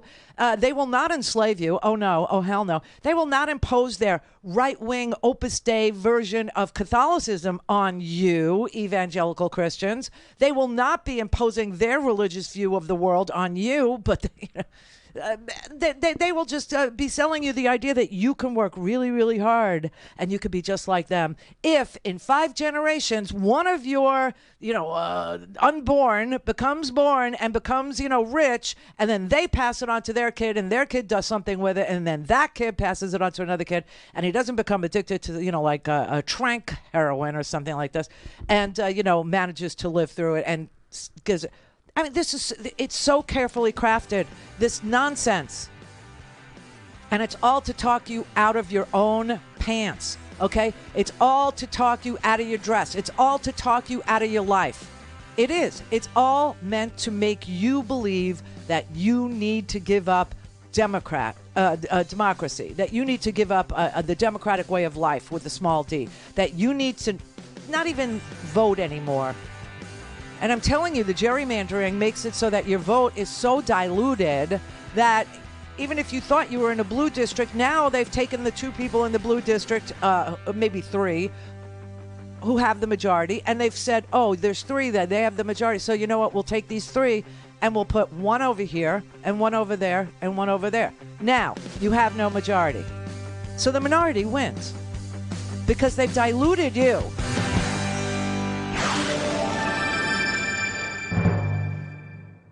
This is the Randi Rhodes Show. To speak with Randi, dial 561-270-3844. That's 561-270-3844. Okay, briefly, do you remember when the Texas legislators had to flee the state in order to get coverage of the voting restrictions that were going into place in the Texas legislature? And nobody would cover it. Nobody would cover the dilution of the ability to vote in Texas. And so a whole bunch of legislators had to get on a plane and go out of state to prevent them from having a caucus so they couldn't vote for those Texas restrictions on voting. Well, I mean, they had to come back eventually, and it did pass. It did pass. But this is what they had to do. These are the lengths that local, state legislators have to go to in order to get coverage for really evil, bad things that are in service to the donor class, right? And so this is Jasmine Crockett. She's now a representative for Texas in the House of Representatives, right? And she was saying this is exactly what they're doing. That's exactly why we have no local radio. That's exactly why we have no local television. There's no C-SPAN for for state legislatures, right? And now all of a sudden we're like hyper alert to what is going on in state legislatures, because places like Wisconsin were going to invoke an 1839 law that said that women couldn't have an abortion even if they were raped, even if they were the victim of incest, which, by the way, according to the Kaiser Family Foundation, this is crazy, states that have abortion bans at various early stages of pregnancy, like 6 weeks in Florida, with no exception for rape and no exception for incest, include Alabama, Arizona, Arkansas, Florida, Kentucky, Louisiana, Mississippi, Missouri, Ohio, Oklahoma, South Dakota, Tennessee, Texas, West Virginia, and Wisconsin. And when Wisconsinites found out about this, they were like, are you kidding me? And they got a very surprising electoral outcome in Wisconsin, didn't they? That's only because people learned about it through national media, right? The same thing goes for the Texas legislature. Jasmine Crockett was, she jogged our memory about, what they had to do. That's exactly what it's been. We could not get the coverage. Not that we were necessarily looking for coverage, but we want to make sure that our constituents are informed. Most people didn't even have an idea of who their state representatives were. They could tell you who their senators were, who their congresspeople were, but they couldn't tell you about the state reps. And they had no idea that when they were complaining about criminal justice issues, they really needed to be talking to us. They had no idea that an abortion ban was going to be coming down. They had no idea that, what started off as a bathroom bill would then continue on and turn into anti-trans legislation. And they had no idea that the Republicans would be so desperate to bring about voter suppression in the state of Texas that we would flee the state and end up having warrants out for our arrest and really bring national attention to the issue. Seriously, that is what is going on, and that's why the billionaire class decided that they were going to take over state legislatures. Now, how do they do that when there's not a majority of the people that agree with anything that they are for?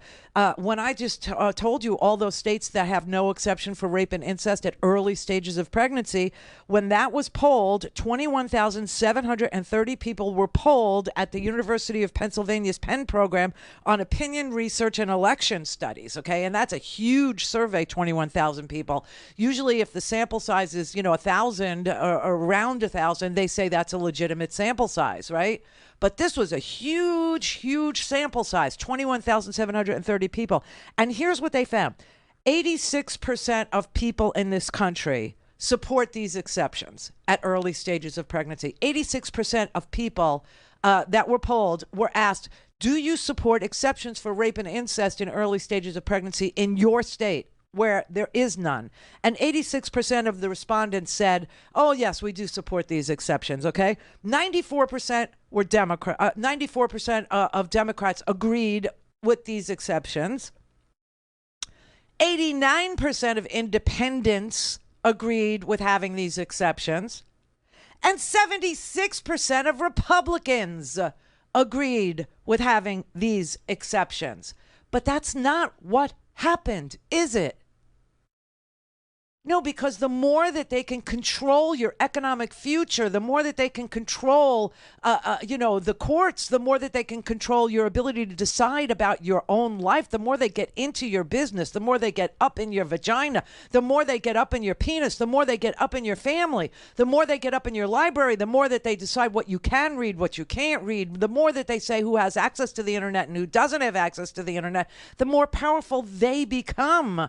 And that is what they're doing. Now, one of the guys that was interviewed last night as well, this was a great show, I have to say. Ali Velshi was the only person discussing any of this from the idea or from the proven fact that Republican operatives, Republican strategists, that the billionaire class has carefully planned all of this in service to an autocracy being the way America governs. Was Ali Velshi. The only person who covered it was him. Anyway, he had on Ben Wickler. Sorry, Ben. He had on Ben Wickler, who is the chairman of the Democratic Party in the state of Wisconsin. And he was saying how shocked everybody in Wisconsin was when they finally heard what was going on there with the 1839 law in the Supreme Court. Absolutely. They're furious when they find out, but Republicans don't want them to find out. One of the stunning things about politics today is that when you just accurately describe what Republicans are trying to do in state houses in Wisconsin, across the country, voters initially think that it must be a lie, because they can't imagine that anyone would try to get away with a power grab so brazen and extreme. In Wisconsin, we had the Supreme Court race. There were millions of dollars of ads. Eventually, it sank in for folks that Republicans were trying to, on the one hand, rip away their reproductive freedom, and on the other hand, smash democracy so badly that voters would have no ability to fight back against it. Their only path for voters to take back control over their own bodies, over their democracy, was to win the Supreme Court race, and that's exactly what they did by a landslide. But frankly, if it hadn't been for this opportunity, we would have been stuck in a doom loop that could have lasted for decades. A doom loop. That's a great way to put it, right? What he didn't get a chance to explain to you is that already the Senate, which now has a supermajority in Wisconsin, is talking about impeaching her. Because this is the plan, is to remove people, you choose. And if the money delete, that's why $42 million was spent in Wisconsin. Did you hear what I just said? $42 million in Wisconsin on a Supreme Court, elected Supreme Court justice's seat that's term limited. 10 years, okay? 10 years. And they still, the money delete spent $42 million trying to convince you that allowing them to take away your right to vote, your right to reproduce or not reproduce, your right to the size of your family, the right to, have medical attention when you have a fetal anomaly, or when you're raped, or when you're the victim of incest, or when you're a teenage boy is going to decide your future for you in Wisconsin. I mean, when people finally found out about it and realized how much money was being spent, like light bulbs went off over their heads and they were furious. They went, what do you mean? What do you mean this is what they're spending their money on? Why are they doing it? Because that doesn't make, sense in a democracy. The features of this plan, the features of this carefully crafted strategy by the moneyed elite in this country is to take away any checks and balances on executives, meaning the president, including the decentralization of elections, meaning elections are not going to be free and fair anymore. Elections are going to be given to partisan officials once they elect them through gerrymandering.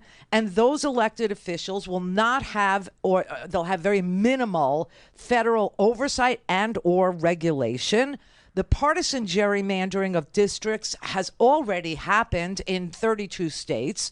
The overrepresentation of rural states that we have now in the United States Senate is self-evident, right? That you have a state with 40 million people in it, California, and that you have a state with 1 million people in it, Wyoming, and you get the same amount of senators. You get the same representation, okay? And they like it like this. And they also love the Electoral College, which helps them have overrepresentation in minimally, populated places.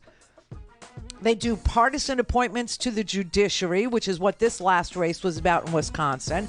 Also, partisan appointments in the judiciary for, Mitch McConnell was a total evildoer here and packed the court with 3 people that lied during their confirmation hearing about Roe specifically.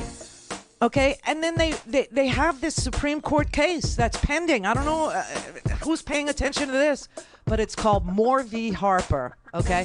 When we first started talking about Dobbs, that seemed like science fiction too, but it happened.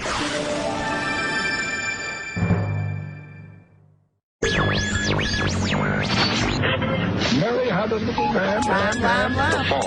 We believe that all men are created equal. To the magnificent mosaic that is America. From radio beacon to radio beacon. I have a dream today. Change has come to America. Believe me. Help is on the way. Knock, knock. Who's there? It's a figment of your imagination. Randi Rhodes Show. Turn up your mind. People are paying more and more attention these days. and they are trying to hide what they are doing up here. The House Speaker downplayed those concerns. I think what you have is you have a process where the sponsor of any legislation in the House, when they're standing up there, can request a roll call vote. Chairman Dixie, you're recognized on your bill 2489. Thank you, Mr. Chairman. And before I start, I'd like to request a roll call vote. I'm sorry we won't be able to do that because we've already voted on the amendment. Yet here in the House Local Government Committee, Vincent Dixie's request for a roll call vote was denied because, according to the chair, the committee had already voted to add a technical amendment to the bill. That bill, drafted by area high school students, would simply have required schools to inform 18-year-olds how they could register to vote. So I asked for a roll call vote because I wanted people to see the obstacles that we face here on a daily basis. In fact, the House rules also say a roll call vote shall be taken at the request of the sponsor of the bill or resolution under consideration prior to any vote. The Republicans reinterpret that as prior to any votes of any kind being taken. The rules say you can ask for a roll call before any vote. Before any vote is taken. That's not what the rules say. I would have to refer you to the clerk. And when it came time to vote, all in favor, please say aye. Aye. Opposed, no. No. So what did the students hear? It sounded like yes. It sounded like the yays have it. Noes have it. This is what goes on every single day in state legislatures. That happened to be the state legislature in legislature in Tennessee. Okay, which we're now hyper alert to because they decided that the people voted and they didn't like the people's choice, so they were going to expel 2 members, black members, and keep the white one, keep Gloria. They finally did that report in Tennessee, and the people there were shocked and appalled to find out that there's so much cheating going on in the state house, and it's all by design. This is a strategy to push forward. That particular bill, the reason why I show you this one is because that particular bill was sponsored by high school students in the state of Tennessee. They asked if they could have permission to tell 18-year-olds in high school that they not only had the right to vote at 18, but how to do it, how they register to vote, and how they get a voter's registration. And the legislature in Tennessee, on the most feeble of acquiescence, on the most, basic, thing that they could say yes to, said no to it. They said no because they're trying to suppress voting. This is how we ended up where we are. The Republican leaders of this country, and they are the leaders of an ever shrinking group of people. They're the leaders of a sliver of us, okay? Of a minority of us. And that is why they gerrymander, and that is why they go after voting, and that is why they pull the drop boxes, and that is why they say voting by mail can only happen on this day or that day, or no, we're just going to do away with it, and you don't want to vote on paper, you want to vote into a machine. It's crazy, right? But they want to be in charge of the police powers of the government. They want to moralize our legislation. They want to moralize our laws. We are a nation of the laws of men, not a nation of a religious persuasion. Okay, that is the First Amendment of the United States Constitution. Okay, but they want to moralize the regulations. This is why they have us, talking about abortion and talking about bathrooms and talking about people that have always existed in the world, always, and still do everywhere around the world. There are gay people everywhere around the world. There are transgender people everywhere around the world. There are straight people everywhere around the world. There are women everywhere around the world. There are men, and everywhere around the world there's something in between. All of it, and God created every last bit of it. Every last bit of it. But they don't like that idea, so they want to legislate a different idea, their version of morality. And how many times have you heard that saying, you can't legislate morality? Because you can't. You can only make laws about willfully lying. You can only make laws about, whether we have a free country or we don't, whether freedom is for all or it's not. And we decided in 1860 that it was for all. And they don't like it.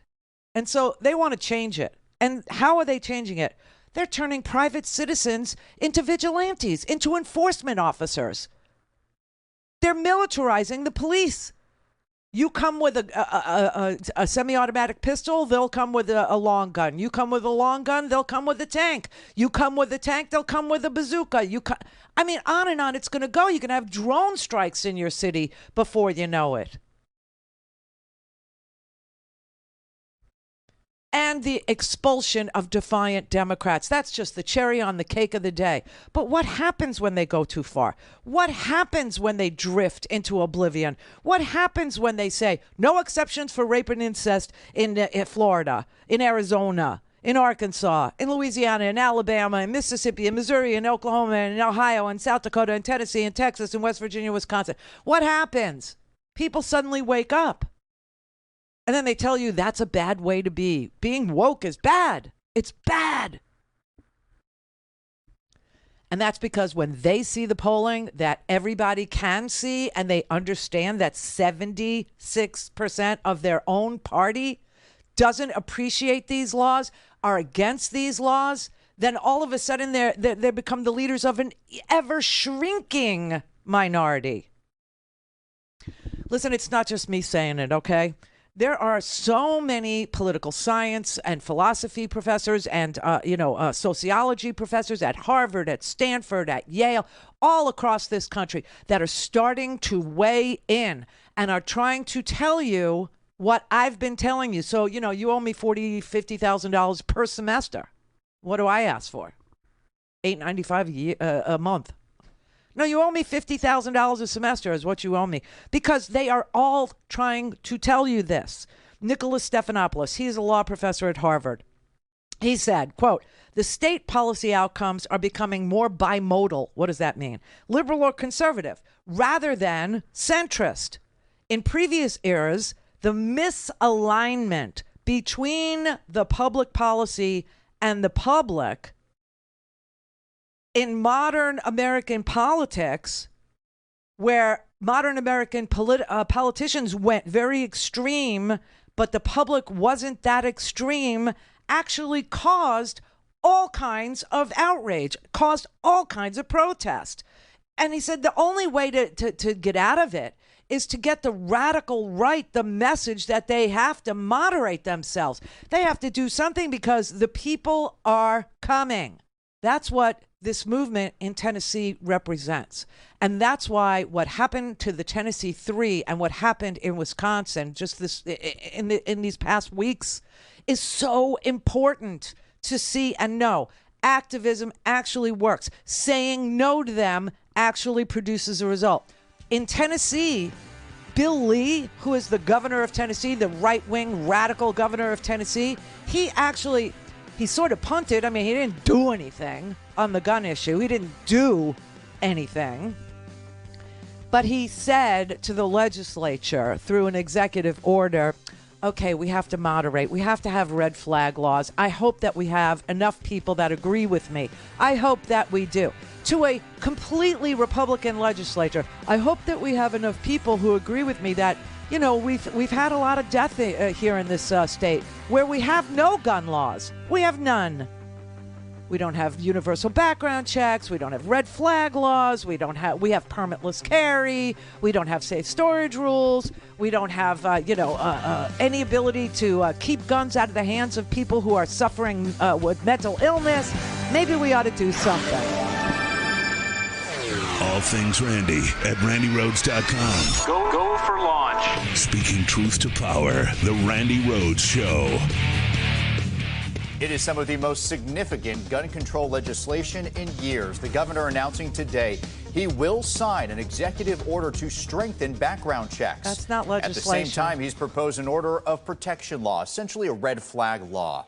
This is News 2 at 4. Thank you for watching. I'm Mark Kelly. State Capitol reporter Chris O'Brien was there for this big announcement today and joins us more on what the governor called a clear need for action. Chris?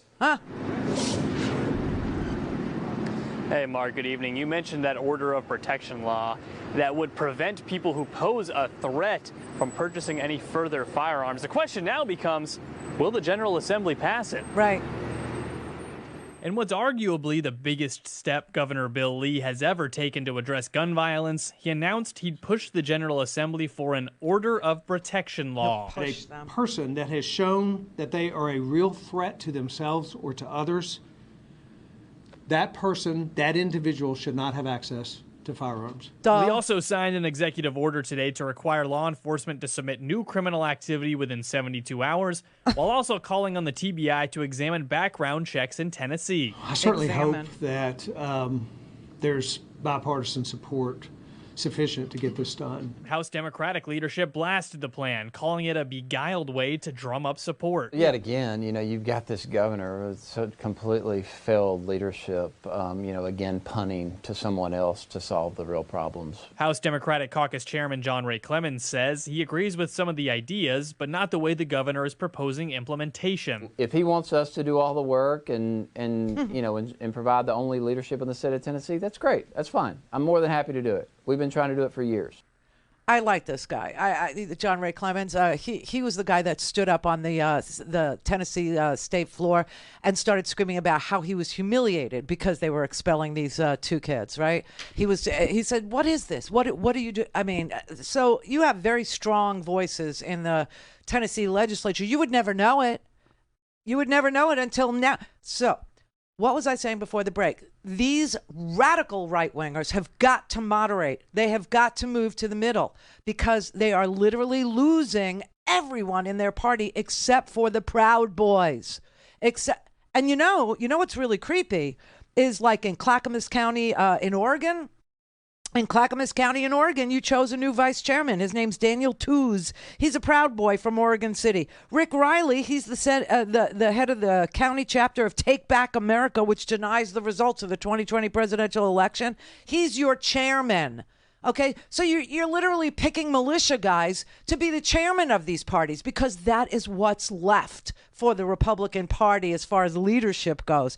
In Oregon, Public Broadcasting reported that in Central Oregon, I don't know if I'm going to butcher the name of your county, but it looks like Deschutes County. The local Republican Party chose a guy named Scott Stewart, who is a member of the county chapter of People's Rights, a nationwide network of militia groups and anti-government activists founded by Ammon Bundy. In Florida, we had the Republican Executive Committee taken over by Enrique Tarrio, who's on trial for conspiracy to commit I want to say tyranny, but insurrection. Okay, conspiracy to commit an insurrection. Honestly, they're picking the lowest of the low to be the chairman of these parties so that they can make these parties like non-competitive. You know what I mean? Like no pushback at all. I mean, they're just it is so sick and sad what is going on. And then when crime actually occurs, when you elect yourself militia guys and guys that are strapped and guys that are wearing long guns and guys that want to kill each other, and you say, oh, and by the way, permitless carry and no red flag laws, and we don't really report crime in this state until we get around to it. So 3 days could go by, 4 days can go by after your criminal arrest for violent activity against your wife or your children. So that's the time for you to go and get yourself a gun because, we're not really reporting it right away. And so there will be, and plus we don't really do background checks. So, but hurry up and do that before they demand moderation and we have to do a background check on you.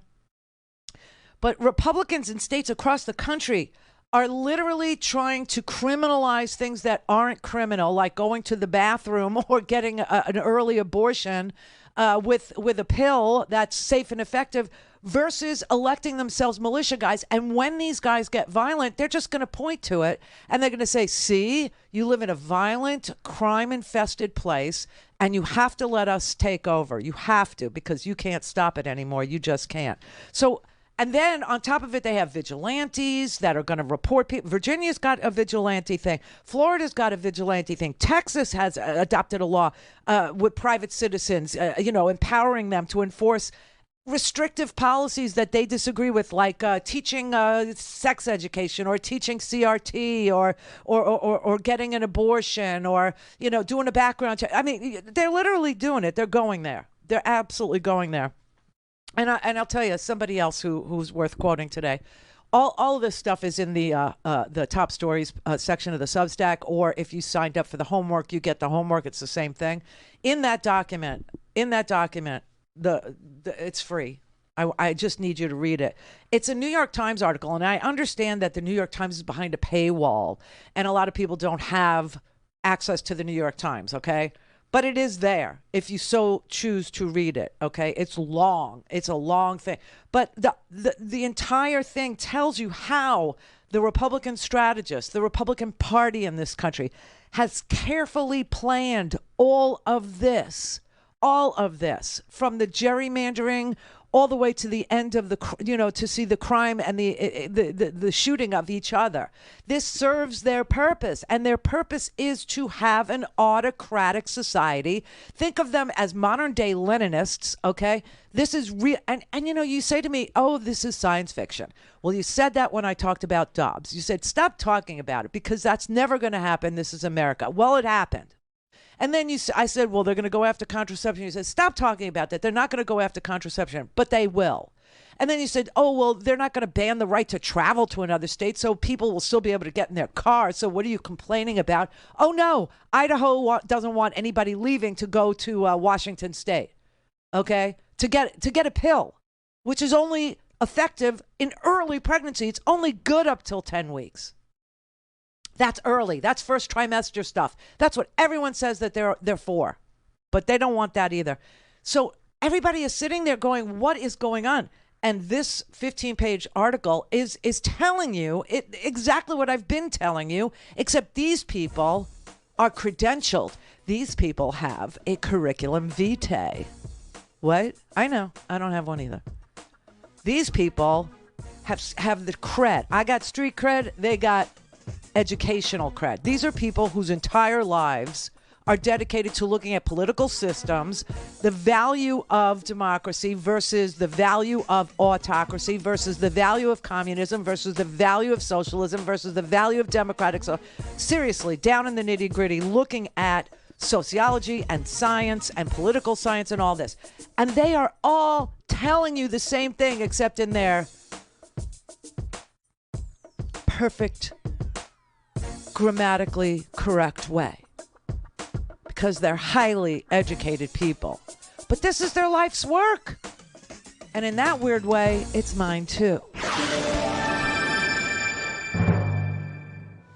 Call in, connect. To speak to Randi, call 561-270-3844. 561-270-3844.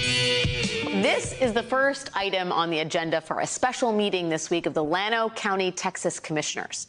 A discussion about whether to continue or cease operations of the current physical Llano County library system. Oh, my God. Officials in Llano County, Texas, which is a community of about 22,000 people and is about 80 miles outside the state capital, they have been ordered by a federal judge to return about a dozen items that were removed from the county's library system after some citizens complained. Among them, books that cover race, LGBTQ matters, and puberty, including Caste, the Origins of Our Discontents, Isabel Wilkerson's examination of racism in America, Being Jazz, My Life as a Transgender Teen by Jazz Jennings, a book about the birth of the Ku Klux Klan, along with a handful of kids' books about farting, because that's all kids, or at least my kids, are interested in. 7 residents of Llano County sued county officials to get those books back on the shelves, complaining that defendants claim to be on a hunt to eradicate pornographic materials. This is a pretext. None of the books defendants have targeted is pornographic. Oh! Now, the case goes to trial in October, but the federal judge ordered the books back on the shelf in the meantime. At a meeting of the County Board of Commissioners this week, members of the public reportedly applauded after one woman said, if they insist on having the books, and if we don't win again, then just close down. After which the board decided to hold an emergency meeting this Thursday where they may just vote to shut all the libraries down in Llano County. So there is a very real possibility that a fight over about a dozen books may cause an entire community to lose access to every book. Now, is that the number one thing on your list when you voted? Because you said that the number one thing on your list, Republicans, when you voted in the midterms, was crime and then inflation. Those were your things. I don't recall you saying anything at all about closing down libraries. And they're not alone. Missouri's doing it too. Public libraries across Missouri could soon lose more than just books. Couple places around the U.S. right now, some libraries have shut down. Libraries have closed because they just don't have funding and because of laws like this. Joe Colburn with the Missouri Library Association says a new proposed budget that would cut millions from state libraries will do more harm than good. That's going to mean less, quality or less extensive collections, less extensive programming, sometimes shorter library hours. The budget proposal goes back to Missouri law passed last August. It requires that books deemed explicit, just like these, are pulled from library shelves. It ended up being like a graphic novel or something that maybe had nudity in it would be an example of something that could be objectionable. Republican Senator Rick Bratton created the amendment targeting these books. We want kids to be able to read books that allow them different perspectives, but at the same time, protecting their innocence. And we have a moral obligation to do that. But Colburn says there's something to note when thinking about cutting public library funding. We don't get state funding. We don't get any money from the state. We're a membership organization. He says the lawsuit is simply about people standing up for personal and professional beliefs. And he worries the impacts will target parts of the state that need libraries most. A lot of the folks whose representatives in the state house voted for this bill are the people who are going to be most impacted by not having access to as many library programs. They don't even know who their representatives are that voted last August to shut down their rural library, where people might go to actually get books for free. Now, when we went to the break, I was just apologizing to you because I included in the homework today, in the top news stories today, a New York Times article that's behind a paywall because that's how the New York Times supports itself, right? Well, our producer, Sean, decided that he has the ability to gift New York Times articles. And so he went and amended today's homework so that you can get that article for free. That's what the libraries are there for, too. The libraries will allow you to read newspapers for free. The libraries will allow you to read books for free. The libraries allow you to have internet access. And you can't, people say, well, why don't the kids just read the internet? I mean, it's on an app, why don't they just, because it ain't free. It's not free. You can't read books for free. Okay? You can read certain stuff for free and then other stuff you can't. And books have authors who write for a living. And so books are not free. You understand that? But in the library they are. The internet in the library is free too. You know what else the library does? Sometimes the library actually has pre-K. Sometimes the library actually provides childcare. Sometimes the library actually is a senior center. Sometimes the library actually helps seniors apply for things like Social Security, which can be confusing, or apply for things like Medicare, which could be confusing. All that goes away, and all of that is free. And these Republicans, honestly, do not want you to be able to figure your way out of this doom loop that they have planned for you.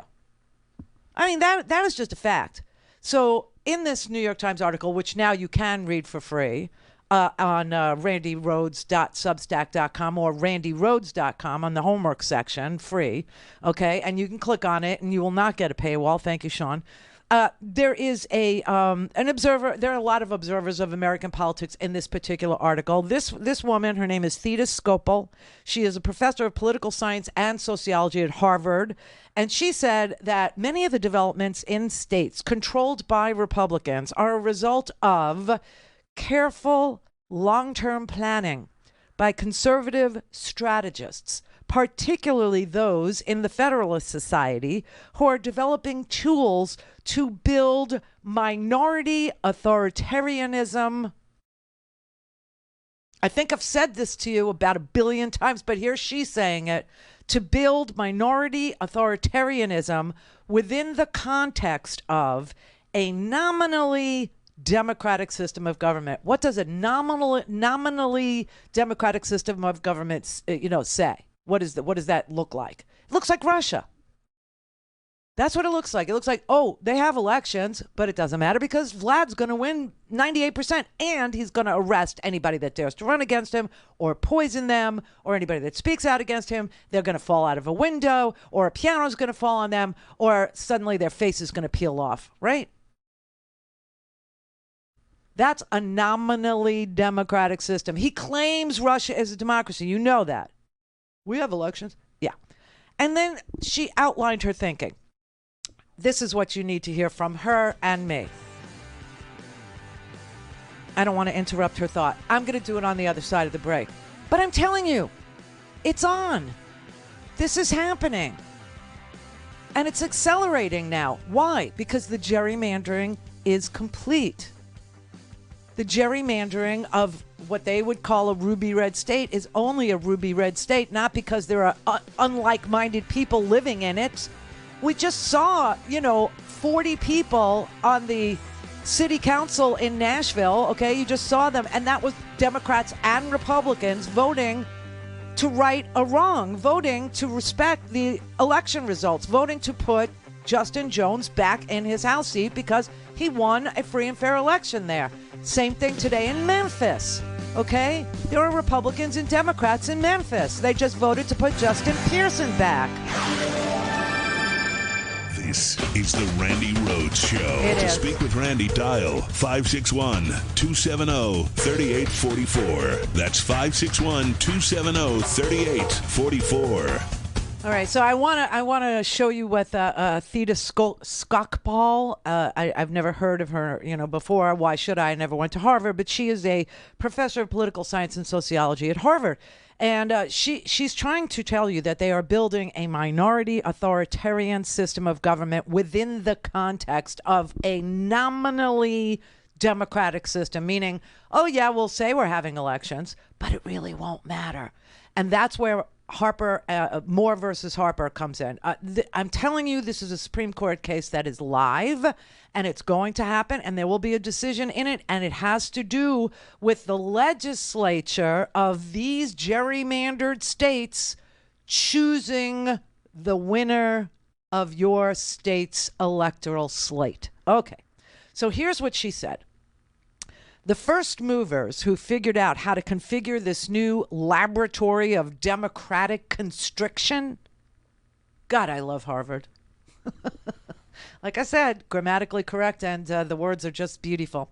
The first movers who figured out how to configure this new laboratory of democratic constriction were legal eagles in the Federalist Society and beyond, because the key structural dynamic in the current GOP gallop toward minority authoritarianism is the mutual interlock between post-2010 Republican control, often supermajority control, of dozens of state legislatures, and the Supreme Court decision in 2019 to allow even the most extreme and bizarre forms of partisan gerrymandering. These organized, richly resourced actors have figured out how to rig the current U.S. system of federalism and divided branches, given generational and geographic realities on the ground. And in the many ways, the fluky 2016 presidential election gave them what they needed to put the interlock in place. They are stoking and using the fears and resentments of about half or so of the GOP's popular base. Half or so of the GOP. Half or so of that.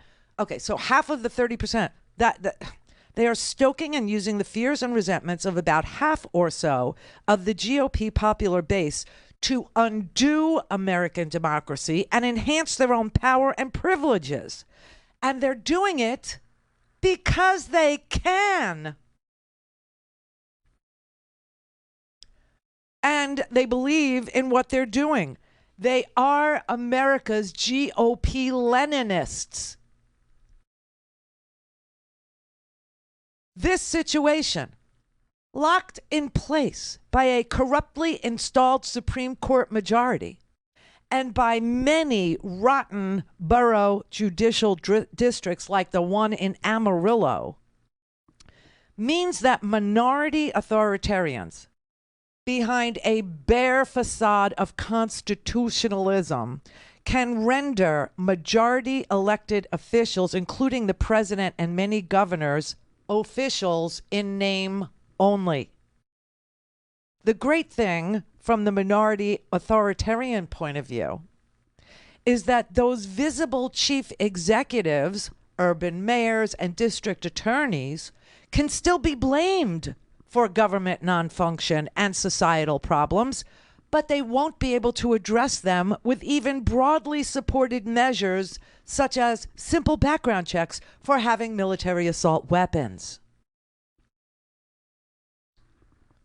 So the people that are Democratic or Democrats, like the two representatives in Tennessee, okay, or like the Supreme Court justice that you just elected in Wisconsin, if it doesn't work out for you, you can blame them because they're visible and they have D's after their name, but they will be left without any tools in the toolbox to fix whatever's broken because the supermajorities will impeach them or expel them for doing so.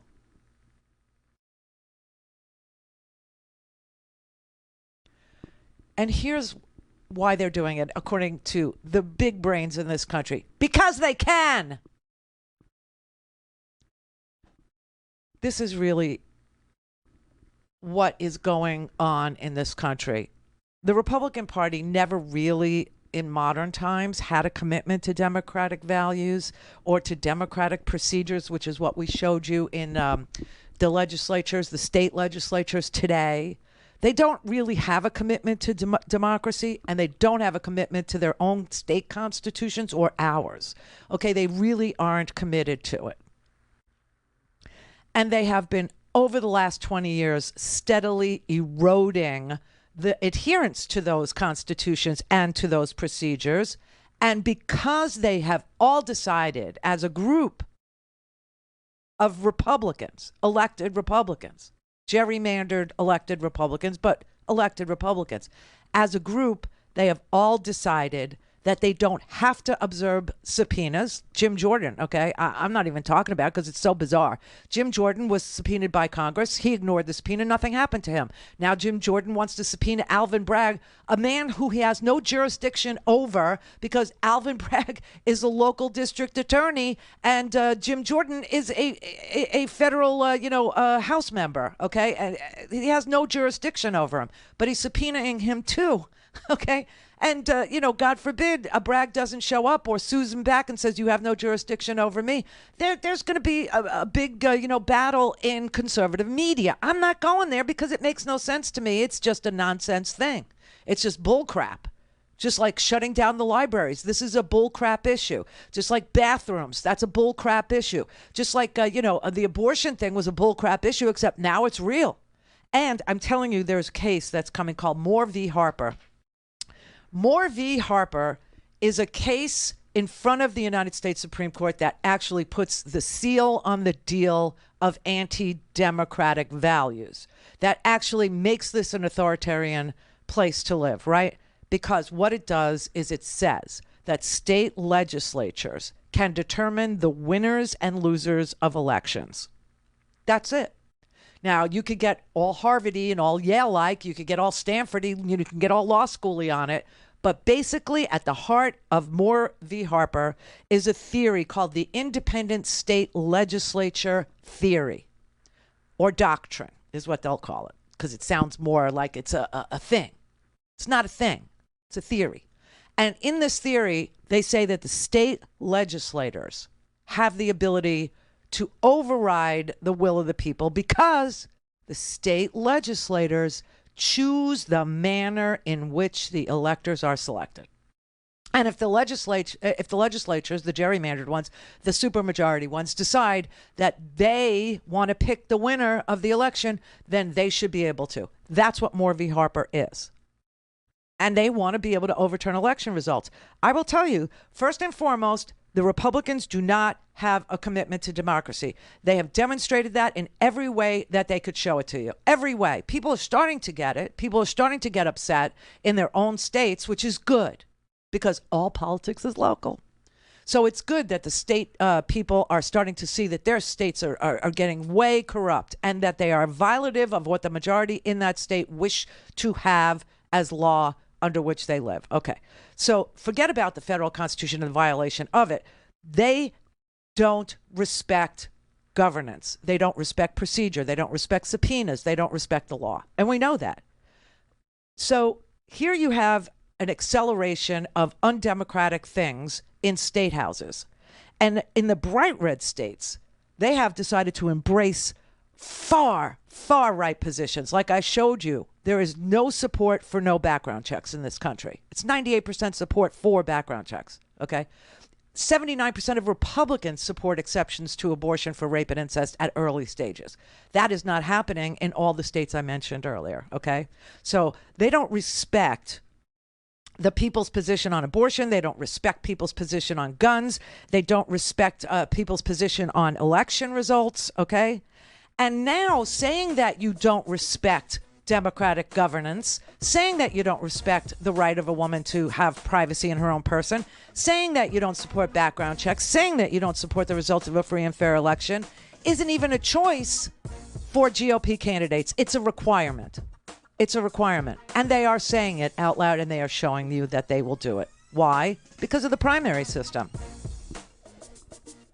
Now, in states like Pennsylvania, swing states like Wisconsin, it might be a liability, but it's still mandatory in the primaries.